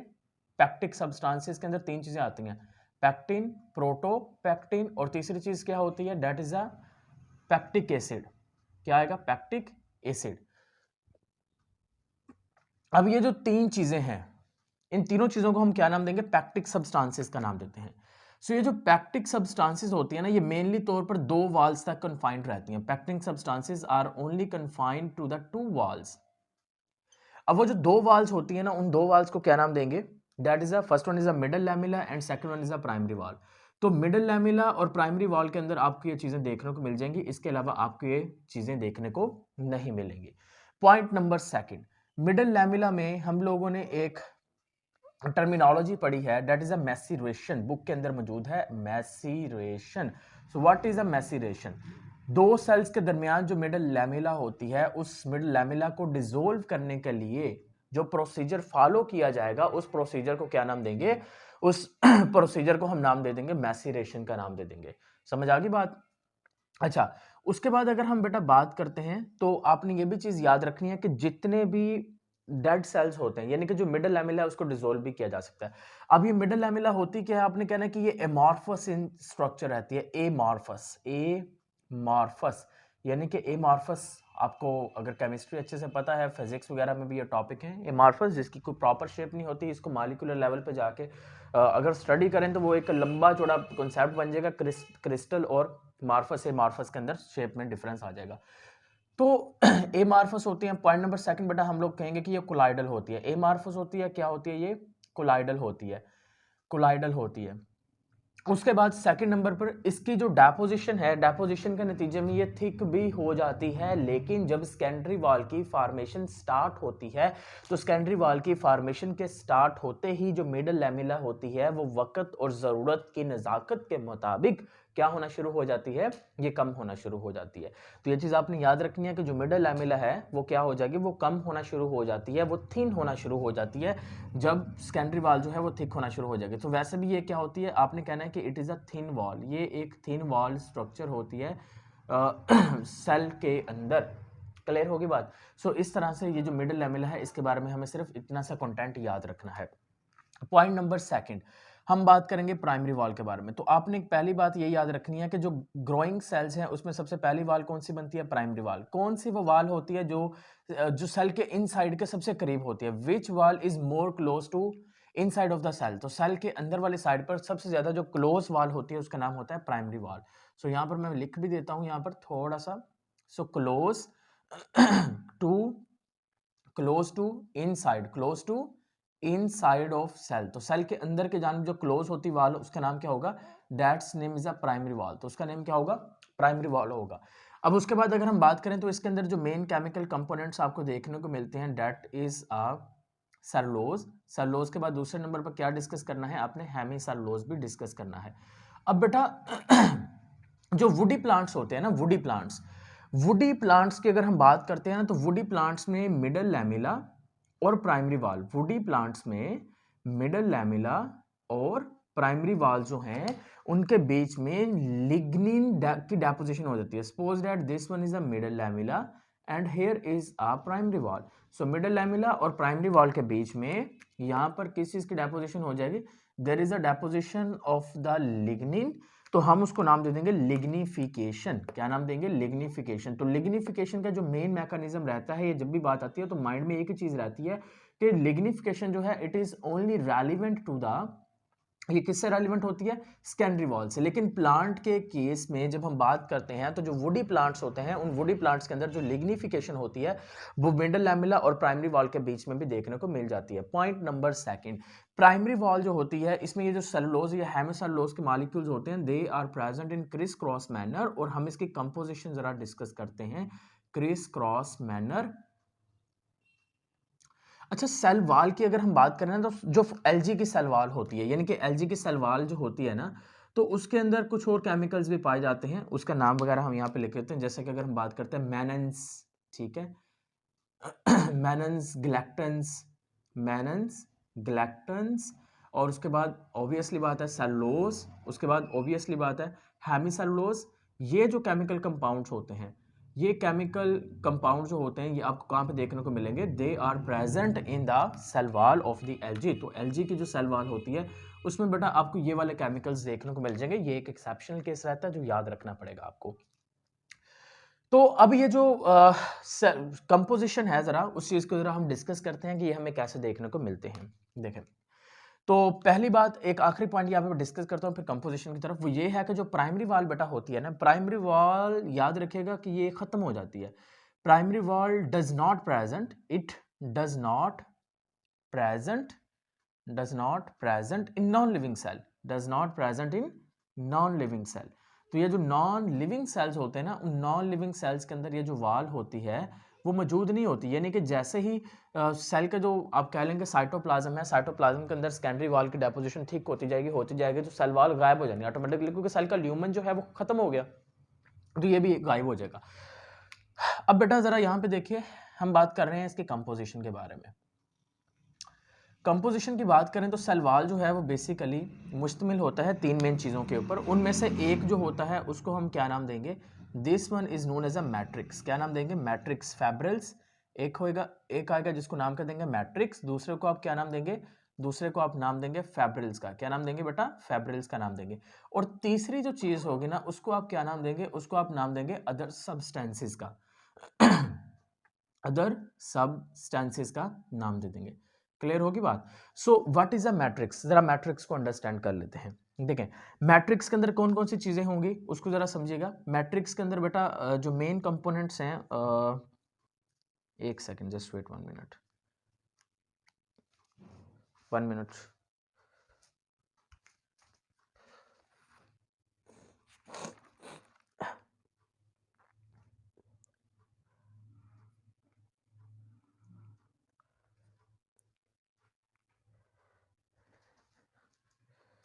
चलें जी, ओके। मैट्रिक्स की बात करें तो मैट्रिक्स के अंदर जो कंपोनेंट्स होते हैं ना, उनमें एक आएगा आपके पास, डेट इज अ वाटर। क्या आएगा? वाटर। वाटर के बाद दूसरे नंबर पे जो आएगा डेट इज अ हेमीसेलुलोज। क्या आ जाएगा बेटा? हेमीसेलुलोज आ जाएगा। हेमीसेलुलोज के बाद तीसरे नंबर पे आपके पास जो चीज आएगी that is a pectic substances. Pectic substances आ जाएंगे। चौथे नंबर पे जो आएगा उसको आप नाम दे देंगे लिपिड्स का। पांचवें नंबर पे जो आएगा उसको आप क्या नाम दे देंगे? This one is known as a proteins का नाम दे देंगे। उसके बाद फैब्रिल्स की बात करें तो फैब्रिल्स जो होते हैं, जो मेन रीजन रहते हैं, डेट इज अ सेलुलोज से मिलकर बना होता है, या फिर फंगल सेलुलोज से मिलकर बना होगा, फंगल सेलुलोज, ठीक है, या फिर म्यूकोपॉलीमर्स, ठीक है, म्यूकोपॉलीमर्स। तो ये तीन चीजें जो होती हैं वो मिलकर क्या बनाती हैं? वो बनाती हैं हमारे पास फैब्रिल। इसके अलावा कुछ अदर सब्सटेंसेस भी होती हैं, जैसे कि अगर मैं बात कर लेता हूँ काइटिन की, ठीक है, क्यूटिन की। अगर मैं किसकी बात कर लेता हूँ? क्यूटिन, क्यूटिन, क्यूटिन, क्यूट तो नहीं है बिल्कुल भी, बट क्यूटिन याद रखिएगा, ठीक है, क्यूटिन। उसके बाद लिग्निन, उसके बाद सुबेरिन, ठीक है। सो क्यूटिन, लिग्निन, सुबेरिन, ये जो होते हैं ये दूसरे कंपाउंड्स, कंपोनेंट्स रहते हैं। अब अगर हम सेलुलोज और इनके बारे में बातचीत कर लें तो ये जो वाटर होता है ये आपको तकरीबन 50 to 60% जो है वो आपको वाटर देखने को इसके अंदर मिलेगा। 1 to 2% जो है वो आपको क्या देखने को मिलेंगी? आपको प्रोटीन्स देखने को मिलेंगी। और उसके अलावा 0.5 से लेकर आपको 3% जो है वो क्या देखने को मिलेगा? लिपिड्स देखने को मिलेगा। उसके बाद 2 से 8% अगर बात करते हैं तो इतनी पैक्टिक सब्सटेंसेस होंगी। और अगर हम बात कर लेते हैं आपके पास बेटा 11 से आगे 20% के करीब, तो आपको क्या देखने को मिलेगा? हेमीसेलुलोज। तो that is the composition of the matrix, जो कि यहाँ पर आपको देखने को मिल जाती है। उसके बाद सेलुलोज जो होते हैं ये तो आपको बेसिकली मैं डायग्राम्स में दिखाऊंगा भी और समझाऊंगा भी ये कैसे क्रिस क्रॉस मैनर में रहते हैं। और क्यूटिन की बात करें तो आपने ये चीज़ याद रखनी है, क्यूटिन जो होता है बेसिकली क्या बनाता है? क्यूटिकल बनाता है। क्या बनाएगा बेटा? ये क्यूटिकल बनाएगा। क्यूटिकल कहाँ पर पाए जाते हैं? जो एपिडर्मल सेल्स होते हैं ना, ये उसके ऊपर पाई जाती है। और इसका जो मेन काम होता है ये ट्रांसपायरेशन को प्रिवेंट करती है, यानी कि पानी के लॉस होने को बचाएगी। उसके बाद लिग्निन की बात करें तो लिग्निन जो होता है वो स्टिफनेस प्रोवाइड करता है। ये क्या प्रोवाइड करेगा? स्टिफनेस प्रोवाइड करेगा। और जो सुबेरिन होता है, सुबेरिन की अगर हम बात करें तो जो जितने भी पोर्स वगैरह होते हैं, उन पोर्स वगैरह को जो फिलिंग का काम होता है वो कौन करेगा? पोर्स फिलिंग का जो काम होता है वो सुबेरिन के जिम्मे रहता है। तो इस तरह से ये चीज़ आपने याद रखनी है कि अदर सब्सटेंसेस में ये चीज़ें हो सकती हैं। उसके अलावा मज़ीद अगर आप लिखना चाहते हैं तो आप लिख सकते हैं, that is a calcium salt and magnesium salt जो होते हैं वो भी यहाँ पर आपको देखने को मिलेंगे। अच्छा, कैल्शियम के साल्ट्स और मैग्नीशियम के जो साल्ट्स होते हैं ना वो ग्रासेस में पाए जाते हैं, ठीक है, ग्रासेस में आपको देखने को मिलेंगे। अच्छा जी, डेट इज़ द कंपोजिशन आ गई हमारे पास किस चीज़ की? सेल वॉल की आ गई। प्राइमरी वॉल के कह लें या सेल वॉल के मेन कह लें। अब हम बात कर लेते हैं कि सेल वॉल के अंदर की जानिब जो वॉल होती है, that's name is a secondary wall. कौन सी वॉल रहेगी? सेकेंडरी वॉल रहेगी। अब ये जो सेकेंडरी वॉल बेटा जो कि प्राइमरी वॉल के अंदर की जानिब पाई जाती है, इस सेकेंडरी वॉल में मजीद ये सबसे पहली बात थिक वॉल रहती है। इसमें कौन सी वॉल्स होती हैं? S1, S2, S3, ये पहले भी मैंने आपको बताया थोड़ी देर पहले। और इसके अंदर एक मैकेनिज्म होता है जिसको हम नाम देते हैं इंक्रूसेशन। क्या नाम देते हैं? इंक्रूसेशन।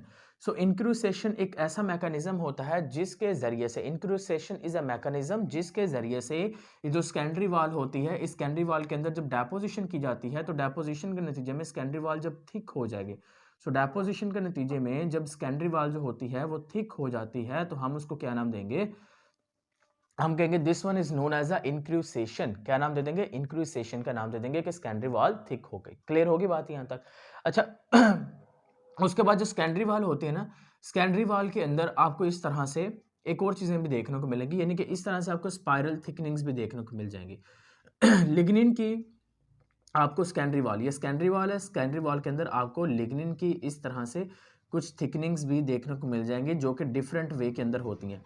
अब जो लिग्निन है जो कि सेकेंडरी वॉल के अंदर डिफरेंट वे में थिकनिंग्स बनाता है, उसके बारे में ज़रा अगर हम डिस्कस करें तो चंद एक मेथड्स की थिकनिंग हमें देखने को मिलेंगी।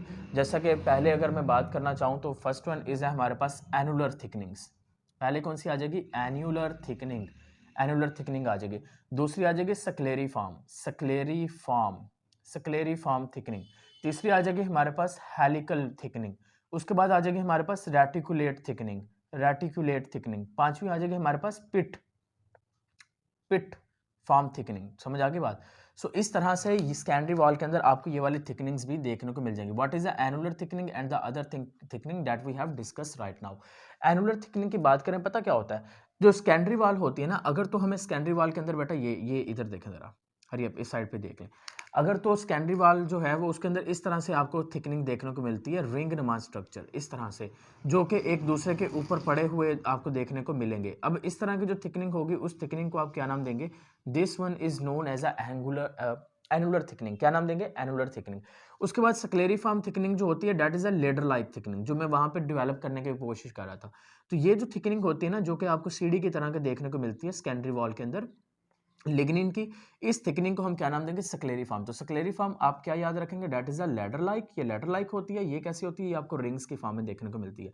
हेलिकल के अंदर कैसे देखने को मिलेगा, हेलिकल के अंदर बेटा ये आपको बेसिकली हेलिकल स्ट्रक्चर के फॉर्म में ही देखने को मिलेगी, इस तरह से। यानी कि अगर जो थिकनिंग है वो आपको देखने को मिले, that is a helical thickening. Reticulate thickening, reticulate thickening जो होती है वो एक बहुत ही मुनज्जम फैशन में रहती है, यानी कि एक प्रॉपर नेटवर्क बना होता है। ये देखें, that is a reticulate thickening. तो इस तरह से आप एज्यूम कर सकते हैं कि ये हमारे पास है रेटिकुलेट थिकनिंग। उसके बाद पिट फॉर्म थिकनिंग। पिट फॉर्म थिकनिंग का मतलब ये होता है कि ये देखिए ये सेकेंडरी वॉल है। अब सेकेंडरी वॉल में यहाँ पे डेपोजिशन हुई, यहाँ पे नहीं हुई, यहाँ पे हुई, यहाँ पे नहीं हुई, यहाँ पे हुई, यहाँ पे नहीं हुई, यहाँ पे हुई, यहाँ पे नहीं हुई। अब पिट के बारे में पहले कॉन्सेप्ट पढ़ा है ना हमने। अब यहाँ पे डेपोजिशन नहीं हो रही सेकेंडरी वॉल की, जहाँ पे लिग्निन नहीं आ रहा, तो यहाँ पर गौर से देखें ये पिट से मौजूद है। तो इस तरह की जो थिकनिंग होगी उसको हम क्या नाम देंगे, उसको हम नाम देंगे this one is known as a pit form thickening. तो ये वो थिकनिंग्स के मेथड्स हैं जो लिग्निन के होते हैं किस वॉल के अंदर, सेकेंडरी वॉल के अंदर देखे जा सकते हैं। क्लियर होगी बात यहाँ तक।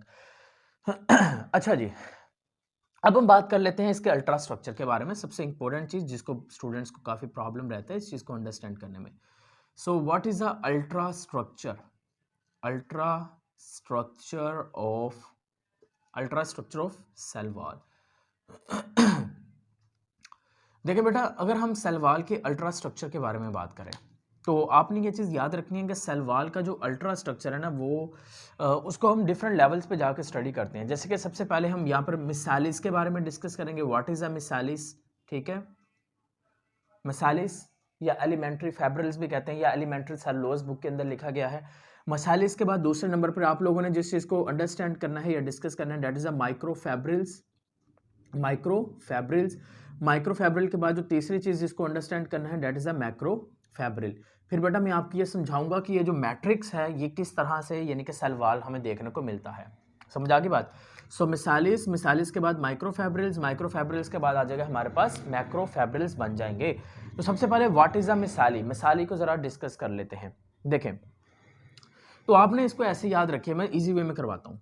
हमारे पास तकरीबन कोई है 1000, 1000 से 3000, 1000 से 3000 ग्लूकोज के मालिक्यूल्स, 1000 से 3000 ग्लूकोज के मालिक्यूल जब आपस में मिलेंगे तो 1000 से 3000 ग्लूकोज के मालिक्यूल्स के आपस में मिलने की वजह से जो चीज़ बनेगी उसको हम नाम देंगे सेलुलोज का। क्या नाम दे देंगे बेटा, दैट इज अ सेलुलोज। तो हम इसको नाम दे देंगे सेलुलोज का नाम दे देंगे। क्लियर होगी बात। तो ये सेलुलोज बन गया, ठीक है। अब ये जो सेलुलोज है, ठीक है, सेलुलोज की जो एक सेलुलोज बना ना, एक सेलुलोज, अब कितने सेलुलोज मिलेंगे यहाँ पर आपने कहना है कि जो 80 सेलुलोज हैं। यहाँ पर हमारे पास बेटा जो 80 सेलुलोज हैं, 80 सेलुलोज मिलेंगे। 80 सेलुलोज के मिलने से हमारे पास बनेगा 1 मिसाली। क्या बनेगा, 1 मिसाली। 80 सेलुलोज की जो चेन्स होंगी, ठीक है, 80 सेलुलोज की जो चेन्स होंगी उनके मिलने से बनेगा मिसाली। अब ये मिसाली कितने मिसाली मिलेंगे, 25 मिसाली, 25 मिसाली मिलेंगे। तो इन 25 मिसाली के मिलने से बनेंगे माइक्रोफैब्रिल्स। क्या मिलेंगे, माइक्रोफैब्रिल्स मिलेंगे।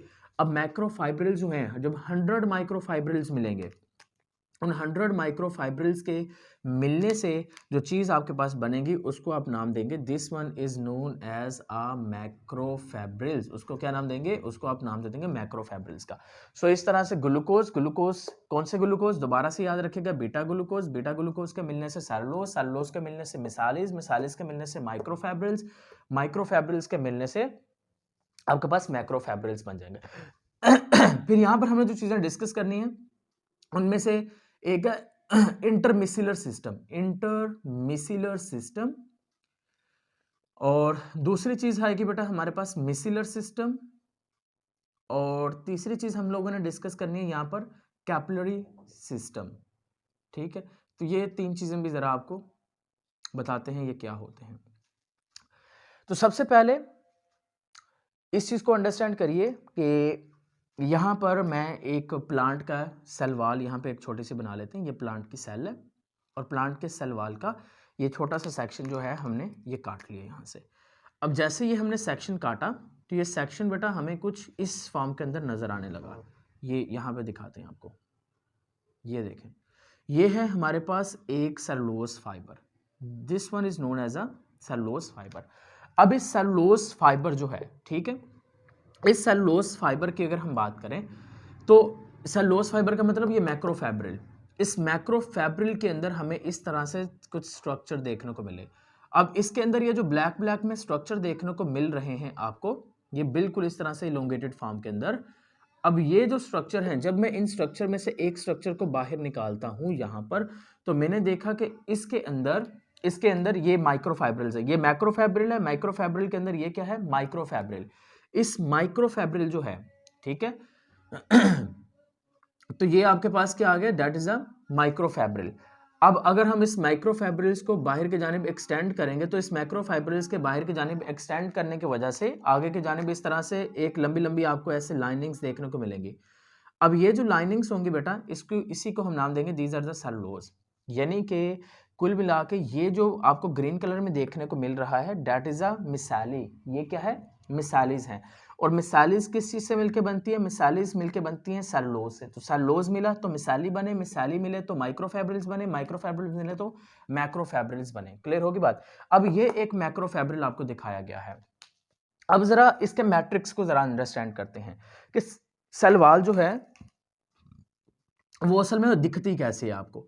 देखें, ये हमारे पास आ गया एक सेलुलोज का मॉलिक्यूल। अब इस एक सेलुलोज के मॉलिक्यूल के साथ यहाँ पर आपको अटैच फॉर्म के अंदर देखने को मिलेंगी, ये जो रेड कलर के अंदर है, दिस इज अ हेमीसेलुलोज। यानी कि सेलुलोज के साथ क्या अटैच है, हेमीसेलुलोज अटैच है। अब ये जो हेमीसेलुलोज अटैच है इसके साथ ही आपको यहाँ पर जो पैक्टिन कंपाउंड है वो भी इसी तरह से देखने को मिलेंगे और उनके कैल्शियम ब्रिजेस भी बन रहे होते हैं इस तरह से। तो ये एक आ गया, एक के बाद बेटा ये दूसरा सेलुलोज आ गया, इस तरह से बिल्कुल स्ट्रेट पैटर्न में आपको देखने को मिल रहा है। उसके अलावा एक जो है वो बिल्कुल इनके ऊपर की जाने मौजूद है, इस तरह से ये मौजूद है। एक आपको कुछ इस फॉर्म के अंदर देखने को मिल रहा है, राइट। एक आपको बेटा इधर वाली फॉर्म के अंदर देखने को मिल रहा है। तो अब ये जो है स्ट्रक्चर, ये देखें, ये ऊपर की जानिब जो स्ट्रक्चर आपको देखने को मिल रही है ना, this one is known as a, इसको हम नाम देंगे मिडल लैमिला का। तो ये आ गया हमारे पास मिडल लैमिला। और ये जो आपको स्ट्रक्चर है, this one is a primary wall. यही वो प्राइमरी वॉल है जिसकी कंपोजिशन मैंने आपको यहाँ पे बताई थी, ठीक है। और फिर यहाँ पर नीचे की जानिब मूव कौन करें तो फिर वो नीचे की जानिब एक्सटेंड आप जितना मर्जी कर लें, सेकेंडरी वॉल आ जाएगा, है ना। अब यहाँ पर गौर से देखिए, पॉइंटर्स की मदद से आपको समझाने की कोशिश करते हैं, ठीक है। तो मैं यहाँ पर चंद चीज़ें भी ले लेता हूँ, रखी थी मैंने पहले ही। इधर देखें, ये एक सेलुलोज है, ये भी ये सेलुलोज है। अब ये सेलुलोज का मॉलिक्यूल, ठीक है, ये सेलुलोज का फाइबर, ठीक है, जिसको हमने क्या नाम दिया, मैक्रोफैब्रिल या सेलुलोज फाइबर का नाम दिया। ये सेलुलोज का फाइबर और ये सेलुलोज का फाइबर ऐसे मौजूद हैं। इसके बीच में ये जो बॉल पेंट आपको नजर आ रही है, ये असल में हमारे पास है, दिस इज अ हेमीसेलुलोज या पैक्टिक सब्सटेंसेस। इसके ऊपर ऐसे अटैच है और फिर इसके ऊपर यहाँ पर एक और सेलुलोज का मॉलिक्यूल है। फिर इसी तरह से अगर हम यहाँ पर बात करते हैं, ओहो, फिर यहाँ पर आपको और देखने को मिल रहा है, क्योंकि बिल्कुल इसी अंदाज के अंदर कुछ आपको देखने को मिलेंगे स्ट्रक्चर्स। अब ये ऐसे कुछ मौजूद है सेलवाल की अगर हम बात करते हैं ना, तो सेलवाल जो है वो कुछ इस फॉर्म के अंदर आपको देखने को मिलती है। यानी कि सेलुलोज के फाइबर जो है वो क्रिस क्रॉस मैनर में है। यानी कि अगर एक जो है बेटा वो इस फॉर्म के अंदर मौजूद है, अगर एक ऐसे मौजूद है, यानी कि ऐसे अगर मौजूद है, मैनर्स उनका है, तो दूसरा जो है वो मैनर कैसे रहेगा, अगर एक ऐसे टेढ़ा है तो दूसरा जो होगा वो उसके ऑपोजिट रहने वाला है ना। तो ये ऐसे, इधर देखें, सबसे पहले लाइनिंग्स ऐसी आएंगी, ये सेलुलोज मॉलिक्यूल्स की नीचे वाली साइड पर यहाँ पर लाइनिंग्स ऐसे मौजूद है, ठीक है। फिर उनके साथ कौन अटैच है, ये ऐसे मौजूद है, ऐसे कर लेते हैं। ये इसके ऊपर कौन आ गया, हेमीसेलुलोज मौजूद है, कैल्शियम की बॉन्डिंग्स मौजूद है, साथ में क्या मौजूद है, साथ में हमारे पास हेमीसेलुलोज, पैक्टिक सब्सटेंसेस और वेक्टिन, सुबेरिन, लिग्निन वगैरह सब कुछ मौजूद है। फिर उसके बाद दूसरा जो होगा वो ऐसे मैनर में आएगा, उसके ऑपोजिट मैनर में, एक ऐसे एक ऐसे। सो क्रिस क्रॉस मैनर के अंदर जब अरेंजमेंट हमें देखने को मिलती है, वो आपको कुछ सेल वॉल जो होती है, ये उसका अल्ट्रा स्ट्रक्चर आपको देखने को मिल जाएगा। तो अल्ट्रा स्ट्रक्चर में सबसे पहले हमने क्या पढ़ा, हमने ये पढ़ा कि इस तरह से एक लंबी चेन्स होंगी, ये देखें ग्लूकोज की। तो मैं यहाँ पर just for the sake of the understanding के लिए यहाँ पर मैं आपको बना के दिखाता हूँ, डेट इज अ ग्लूकोज की चेन। ये हमारे पास आ गया ग्लूकोज का स्ट्रक्चर, और भी आप लोग इसको अंडरस्टैंड होप सो कर रहे होंगे। What is it? It is a chain of glucose molecule. अब ग्लूकोज मॉलिक्यूल्स की ये जो चेन है, इस चेन के मिलने से हमें जो चीज़ देखने को मिल रही है उसको हम क्या नाम देंगे? ग्लूकोज के मॉलिक्यूल्स। ग्लूकोज के मॉलिक्यूल्स के मिलने से हमारे पास बेटा क्या देखने को मिलेगा? जब ये बहुत सारे मॉलिक्यूल्स इस तरह से मिलेंगे तो इनके मिलने से जो चीज़ बनेगी इस तरह से बारीक सी धागानुमा, उसको आप नाम दे देंगे मिसालिस का या एलिमेंट्री फाइब्रिल्स, या क्या नाम देंगे? एलिमेंट्री फाइब्रिल्स का नाम दे देंगे।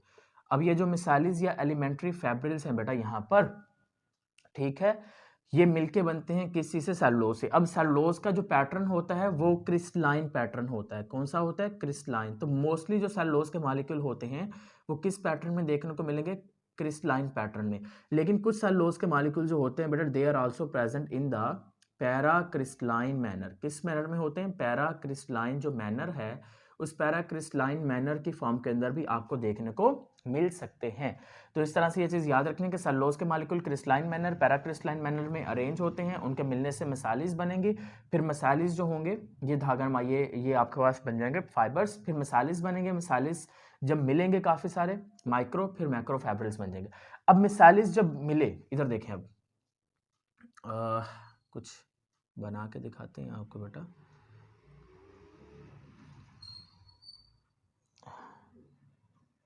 ये देखें,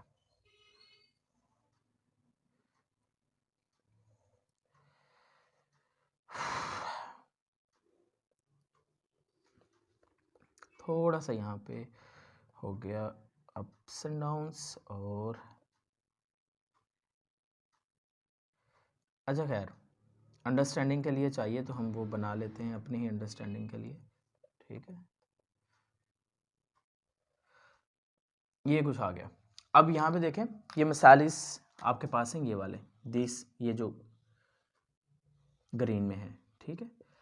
इन मिसालिस ने ये जो सिस्टम बना दिया है, इनको हम नाम देंगे मिसिलर सिस्टम। क्या नाम देंगे? मिसिलर सिस्टम।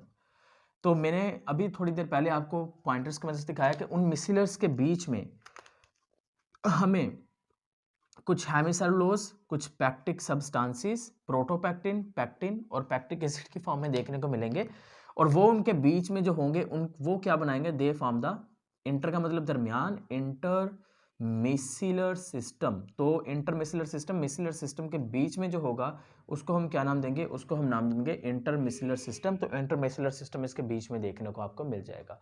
क्लियर होगी बात? सो मिसिलर सिस्टम के बाद इंटर मिसिलर सिस्टम देखने को मिलेगा, और इसी इंटर मिसिलर सिस्टम को ही बेटा दूसरा नाम क्या देते हैं? इसको हम नाम देते हैं कैपिलरी सिस्टम का। क्या नाम देंगे? कैपिलरी सिस्टम का। अब ये जो एलिमेंट्री फाइब्रिल्स होते हैं, इनके अगर डायमीटर की बात करते हैं तो ये होता है 100 आर्मस्ट्रॉन्ग। उसके बाद अगर हम बात करते हैं मिसाइल्स के मिलने से मैक्रोफैब्रिल्स की, तो मैक्रोफैब्रिल्स का जो डायमीटर होता है डेट इज 250 आर्मस्ट्रॉन्ग। और उसके बाद मैक्रो की बात करते हैं तो मैक्रो का होता है 0.4 माइक्रो, ठीक है, 0.4 माइक्रो आ जाएगा आपके पास। That is the diameter of the macrofibrils का डायमीटर आ जाएगा, and that is ultra structure of cell wall. Ultra structure के बाद हम इसकी बेटा बात कर लेते हैं इसके केमिकल कंपोजिशन के बारे में, यानी कि हर एक चीज़ को डिटेल में देखने के लिए। केमिकल कंपोजिशन की अगर हम बात करें तो केमिकल कंपोजिशन में कौन कौन सी चीज़ें मौजूद रहेंगी? नो डाउट सबसे पहली चीज़ आप लोग ही मुझे बताएंगे, it's name is a cellulose. इसका नाम क्या है? इसका नेम है सेलुलोज। सेलुलोज की अगर बात करें तो सेलुलोज का जो फार्मूला होता है वो क्या होता है? C6 होता है, H10 होता है, O5 होता है, बाहर के लगा देंगे N लगा देंगे। अब ये जो सेलुलोज होता है इसके बारे में मैं ज़्यादा कुछ नहीं बोलने वाला, बिकॉज मैंने बहुत ही पहले इसके बारे में बता दिया है आपको कि ये कौन सा मैनर है, कौन सी ग्लूकोज होती हैं और ये कौन सी चेन होती है। It is a linear chain होती है। और ये क्या होते हैं? ये हमारे पास बेटा होते हैं पॉलीसेकेराइड्स होते हैं। सही है, यही सारी चीज़ें बेटा यहाँ पर आपको केमिकल कंपोजिशन के ऊपर अगर लॉन्ग क्वेश्चन आता है तो यही चीज़ें लिखेंगे। सेकंड चीज़ जो है that is a pectic substances. Pectic substances की बात करें तो पैक्टिक सब्सटेंसेस जो होती हैं इनके जो सब यूनिट्स होते हैं, देखिए सेलुलोज का सब यूनिट क्या है, ग्लूकोज, यू ऑलरेडी नो, है ना। लेकिन पैक्टिक सब्सटेंसेस की बात करें तो पैक्टिक सब्सटेंसेस का जो यूनिट होता है, पैक्टिक सब्सटेंसेस का जो यूनिट होता है उसको नाम देते हैं यूरोनिक एसिड। क्या नाम देंगे, यूरोनिक एसिड का नाम देंगे। अब ये जो यूरोनिक एसिड है जो कि पैक्टिक सब्सटेंसेस बनाता है, ये इसका क्या है, सब यूनिट होता है। तीन चीजें आ जाएंगी, कौन कौन सी, हरी अप, पैक्टिन, उसके बाद नंबर सेकंड प्रोटो पैक्टिन, और नंबर थर्ड पे क्या आ जाएंगे हमारे पास, हरियप थर्ड पे आ जाएंगे आपके पास पैक्टिक एसिड। यहाँ से एक एमसीक्यूज बनेगा। एमसीक्यूज ये बनेगा कि ये जो पैक्टिक सब्सटेंसेस हैं ये आपने लिखना है, they are only confined, they are only confined to, they are only confined to, ये कहाँ तक महदूद होती है, middle lamella, they are only confined to middle lamella and, middle lamella and, आप कहेंगे कि ये कहाँ तक महदूद होती है, मिडल लैमिला एंड प्राइमरी वाल, यानी कि ये सेकेंडरी वाल के अंदर जो होती हैं ये पैक्टिक सब्सटेंसेस आपको देखने को नहीं मिलेंगे, ये आपने याद रखना है। अब तीसरी चीज बेटा आप लोग जो डिस्कस करनी है यहाँ पर वो हम करेंगे सेलुलोज और हेमिसेलुलोज की फॉर्म के अंदर, वो हमारे पास आ जाएगा, date is a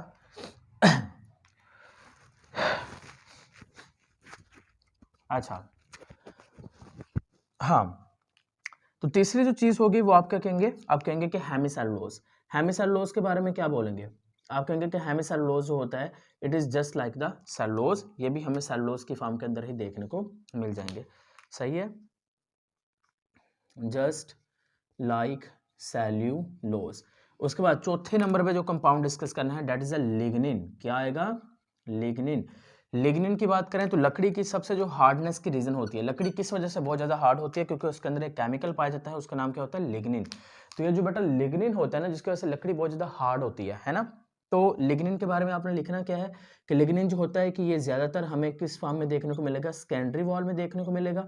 secondary wall के अंदर ये डिपॉजिट होगा एक मैकेनिज्म के जरिए से, जिसका नाम होगा लिग्निफिकेशन। इसके अलावा और भी मैकेनिज्म होंगे जिसको हम नाम देंगे, वैक्स की बात कर लेते हैं बेटा। वैक्स, वैक्स के बारे में हमसे कुछ बन सकता है, वैक्स कहां पर पाए जाते हैं।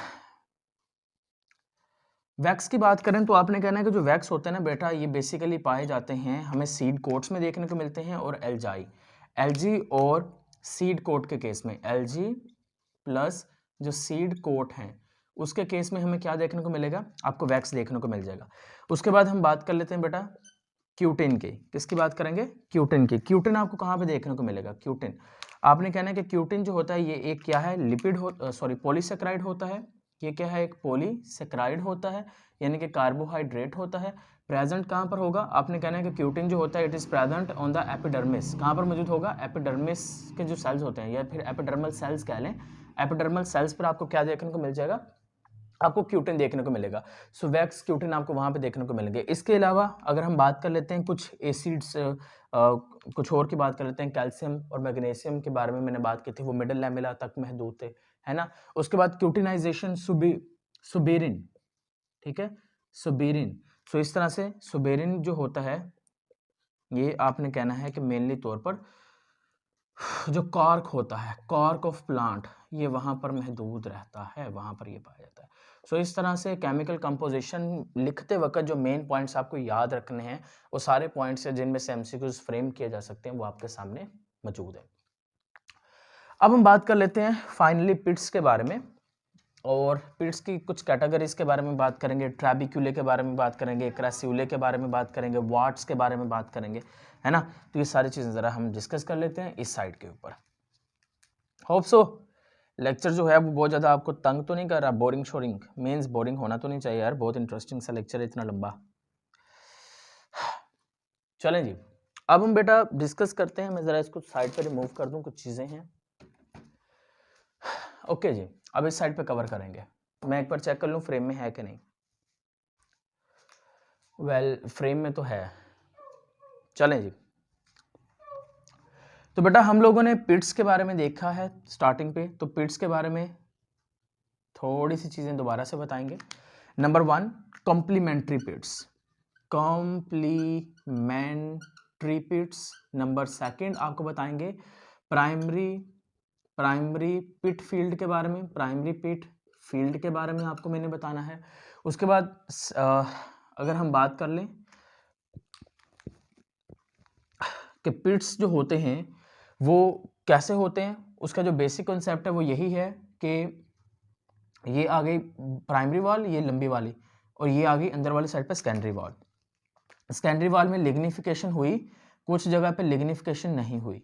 अब देखें, ये यहाँ पे जो बनाएंगे बेटा, ये वाली जो वॉल है ग्रीन वाली, ये मिडल लैमिला आ गई, ठीक है, तो ये एक सेल आ गया। अब ये एक सेल, ये आ गया दूसरा प्लांट सेल, तो ये दूसरे प्लांट सेल की ब्लैक वाली वॉल कौन सी वॉल आ गई, प्राइमरी वॉल, और इस प्राइमरी वॉल के अंदर ये आ गई सेकेंडरी वॉल, है ना, तो ये ब्लैक वाली कौन सी आ गई, सेकेंडरी वॉल। यानी कि जहाँ पे ये डेपोजिशन होनी है किस चीज़ की, ये आपके पास जो रेड वाला पॉइंटर है, जो मैंने कहा लिग्निफिकेशन। अब यहाँ पे गौर से देखें कि सेकेंडरी वॉल में जो है वो डेपोजिशन हुई है, लेकिन कुछ जगह पे डेपोजिशन जो है वो नहीं हुई। तो दो सेल्स हैं यहाँ पे, दो सेल्स का जिक्र किया जा रहा है, एक सेल इस तरफ, एक सेल इस तरफ। उन दोनों सेल्स में प्राइमरी वॉल और मिडल लैमिला तो है, लेकिन ये सेकेंडरी वॉल की जो जगह है ये फ्री रह गई है, यहाँ पे डेपोजिशन नहीं हुई। इसी फ्री जगह को क्या नाम देंगे, पिट का नाम देंगे। समझ आ गई बात। और ये जो पिट होते हैं, अगर ये एक एडजस्टेंट सेल्स में देखने को मिले, अगर ये पिट्स जो हैं आपको कहाँ पे देखने को मिलेंगे, एडजस्टेंट जो सेल्स हैं वहां पर देखने को मिले, तो हम उसको, यानी कि एक यहाँ पर है, एक यहाँ पर है, तो हम उसको नाम देंगे कॉम्प्लीमेंट्री पिट्स। और अगर ये पिट जो हैं ये प्राइमरी वॉल में, यानी कि ये जो ब्लैक वाली वॉल जो है ये प्राइमरी वॉल में आपको यहाँ पर इस तरह से देखने को मिले, तो जिसके नतीजे में दोनों सेल्स के बीच में एक बिल्कुल ब्रिज नुमा स्ट्रक्चर बन जाता है, जिससे मटेरियल फ्रीली खुल्लम खुल्ला इधर से उधर, उधर से इधर आ जा सकता है। उसको हम क्या नाम देंगे, उसको आप नाम दे देंगे प्राइमरी पिट फील्ड, और दूसरे अल्फाज में हम इसको क्या नाम देते हैं, हम इसको बेटा नाम देते हैं प्लाज्मोडेस्माटा का नाम देते हैं। क्लियर होगी बात। तो अब हम बात कर लेते हैं पिट्स में से सबसे पहली पिट की एक कैटेगरी जिसका नाम क्या होता है, सिंपल पिट, और सेकंड पे हमने बात किसकी करनी है, ब्रॉडर्ड पिट के बारे में डिस्कस करना है। What is the difference between simple pit and broader pits, तो जरा इसको देखते हैं। देखें बेटा, थोड़ा सा डायग्राम बड़ा करूंगा लेकिन मुझे रेज करना पड़ेगा, तो मैं फिर समझाने के लिए बता दूं। That is a pit membrane. ये हमारे पास क्या आ चुकी है, ये हमारे पास आ चुकी है पिट मेम्ब्रेन। इस पिट मेम्ब्रेन में यहाँ पर आपको एक कुछ स्ट्रक्चर, एक डेपोजिशन स्पेसिफिकली नजर आ रही है। इस डेपोजिशन को हम नाम दे देते हैं टॉरस का। This deposition on the pit membrane, pit membrane के ऊपर ये जो आपको इस तरह से डेपोजिशन देखने को मिलेगी, इसको क्या नाम देंगे, टॉरस का नाम दे देते हैं। समझ आ गई बात। अब यहाँ पर इसको जरा रिमूव करता हूं मैं। अच्छा जी, अच्छा जी, अब यहाँ पे देखिए बेटा कि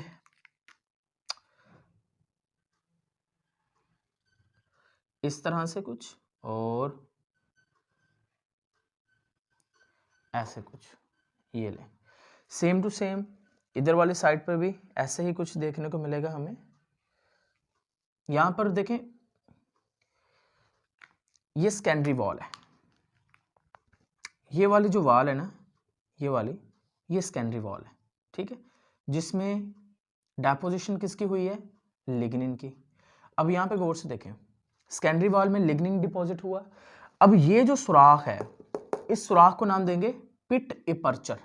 this one is known as a pit aperture, pit aperture का नाम देंगे।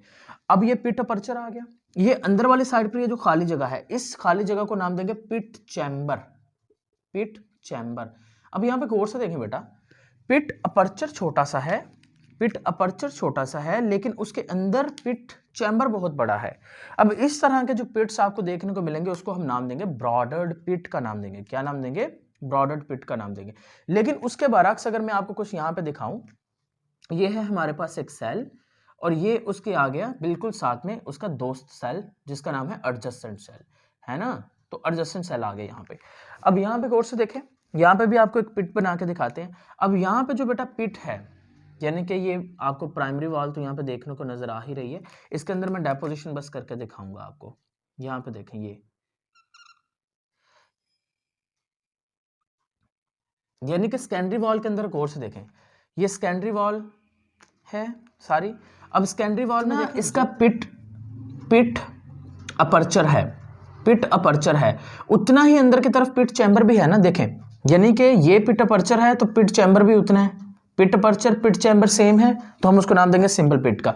लेकिन यहाँ पर पिट अपर्चर छोटा है, पिट चैम्बर बड़ा है, तो हम इस तरह के पिट को नाम देंगे ब्रॉडर्ड पिट का नाम देंगे। और ये जो रीजन है, जो स्वेलन पोर्शन है जहाँ पर डेपोजिशन हुई है, this one is known as a taurus.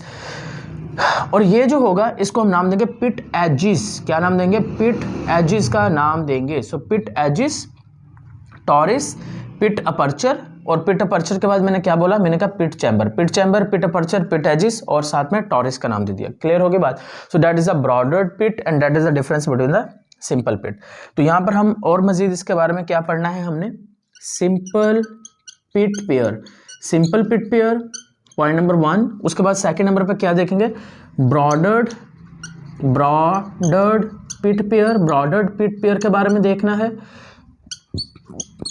तीसरे नंबर पे हमने क्या देखना है? हमने ब्लाइंड पिट को देखना है।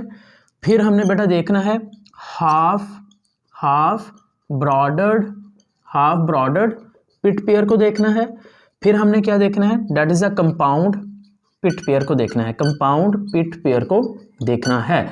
तो ये चीज़ें जो हैं पिट पेयर जो हैं, पिट पेयर्स हम लोग बेसिकली देखने वाले हैं और इसको ज़रा अंडरस्टैंड करते हैं कि ये होते क्या हैं, है ना। तो point number 1, what is a simple pit pair? Simple pit pair किसको कहते हैं? अगर एक सेल में पिट है और उसका साथ वाला जो एडजेसेंट सेल है, एक सेल में पिट है, साथ वाला एडजेसेंट सेल है उसमें भी पिट है, तो ये दो सेल्स में एक इस सेल का पिट इधर मौजूद है, ये एक सेल, ये एक सेल, तो इस सेल का पिट यहाँ पर है, दूसरे सेल का पिट जो है वो इस साइड पर है, तो इसको हम क्या नाम देंगे? इसको आप नाम देंगे सिंपल पिट पेयर। क्या नाम दे देंगे? Simple pit pair.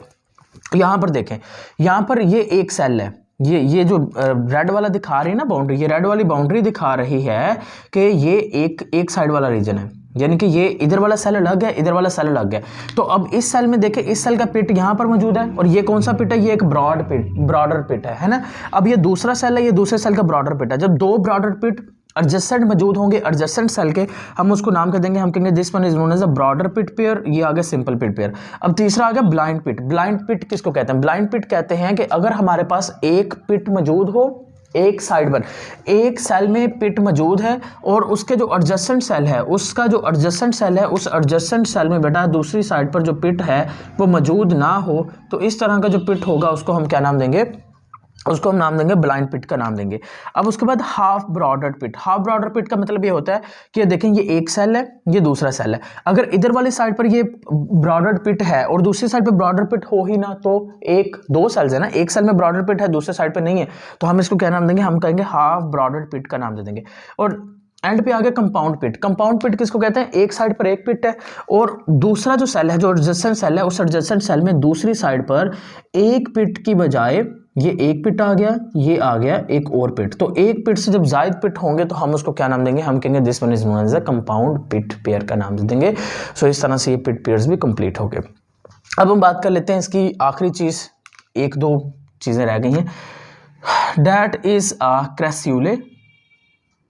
ठीक है, फिर उसके बाद बात कर लेते हैं वाट्स के बारे में और ट्रेबिक्यूले के बारे में। ट्रेबिक्यूले, सो व्हाट इज दैट? ये अब क्या होती हैं? पहली बात, ट्रेबिक्यूले जो होती हैं, दीज आर द डेपोजिशंस। ये डेपोजिशंस जो होती हैं ये आपको कहाँ पे देखने को मिलती है? जाइलम के अंदर। और ये रॉड्स किस तरह की डेपोजिशंस होती हैं? देखें, पहली बात जो आपको मिडल लैमिला है, व्हाट इज क्रेस्यूले? क्रेस्यूले से स्टार्ट करते हैं।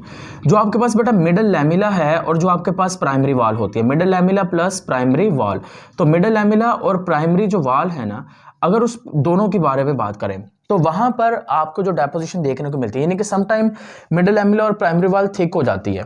ये देखें, ये मैं यहाँ पर बना देता हूँ, ये ग्रीन वाली आ गई मिडल लैमिला, ठीक है, ये रेड वाली आ गई दोनों की दो सेल्स की प्राइमरी वॉल आ गई। अब सम टाइम ये जो प्राइमरी वॉल और मिडल लैमिला है ना, ये रेड वाली, अब ये थिक हो गई, ये ले थिक कर देते हैं, ये थिक हो गई। अब ये जो थिकनिंग है इनकी, इन्हीं थिकनिंग्स को हम क्या नाम देंगे? इस थिकनिंग को नाम देंगे क्रेस्यूले का नाम देंगे। क्या नाम देंगे? क्रेस्यूले का नाम दे देंगे। सम टाइम ये जो ट्रांसवर्स थिकनिंग है, सम टाइम ट्रांसवर्स जो थिकनिंग होती हैं, ये आपको कहाँ पे देखने को मिलेंगी? यही इसी तरह की ट्रांसवर्स थिकनिंग आपको जाइलम में देखने को मिलेंगी और सेकेंडरी वॉल में देखने को मिलेंगे, उसको आप नाम देंगे ट्रेबिक्यूले का नाम दे देंगे। और एंड पे बेटा आपके पास रॉड्स आता है। What is rods? Rods is a special kind of thickening. ये जो थिकनिंग होती है ना, इस तरह से होती है, कभी ऊपर, कहीं से ऊपर और कहीं से नीचे। इस तरह की जो थिकनिंग आपको देखने को मिलेगी ना, उस थिकनिंग को हम क्या नाम देंगे? उसको हम नाम दे देंगे रॉड्स का नाम दे देंगे। और फाइनली एक आखिरी topic, that is a growth of cell wall. Growth of cell wall. Cell wall की हमने ग्रोथ के बारे में जिक्र करना है। देखिए सेल वॉल की ग्रोथ के बारे में बात करें तो सेल वॉल जो है वो ग्रोथ शो करती है एक मैकेनिज्म के ज़रिए से। उस मैकेनिज्म को नाम देंगे एपोजिशन। क्या नाम दे देंगे? एपोजिशन। What is apposition? जब प्राइमरी वॉल, मिडल लैमेला और सेकेंडरी वॉल के अंदर जो मटेरियल है वो डिपॉजिट होता चला जाएगा तो हम उसको क्या नाम देंगे? हम उसको नाम दे देंगे एपोजिशन का। What is it called? It is called the apposition. इसके अलावा साइटोकाइनेसिस और फ्रैगमोप्लास्ट प्लेट फॉर्मेशन का जिक्र है बेटा, और वो जो है वो हमने जो एमडी कैट का टॉपिक किया था उसी में हमने उसको अच्छे से डिटेल में देख लिया था। होप सो ये लेक्चर जो है सेल वॉल वाला वो आपको बेटा फ़ायदा दे आपकी लाइफ में, और आप जिस भी कॉम्पिटिटिव एग्जाम की तैयारी कर रहे हैं अल्लाह पाक आपको उसमें कामयाब करे। और इंशाल्लाह नेक्स्ट वीडियो लेक्चर में नेक्स्ट ऑर्गेनाली या नेक्स्ट स्ट्रक्चर डिस्कस करेंगे और उसी के साथ हाजिर होंगे। तब तक के लिए स्टे कनेक्टेड एंड अल्लाह हाफिज़।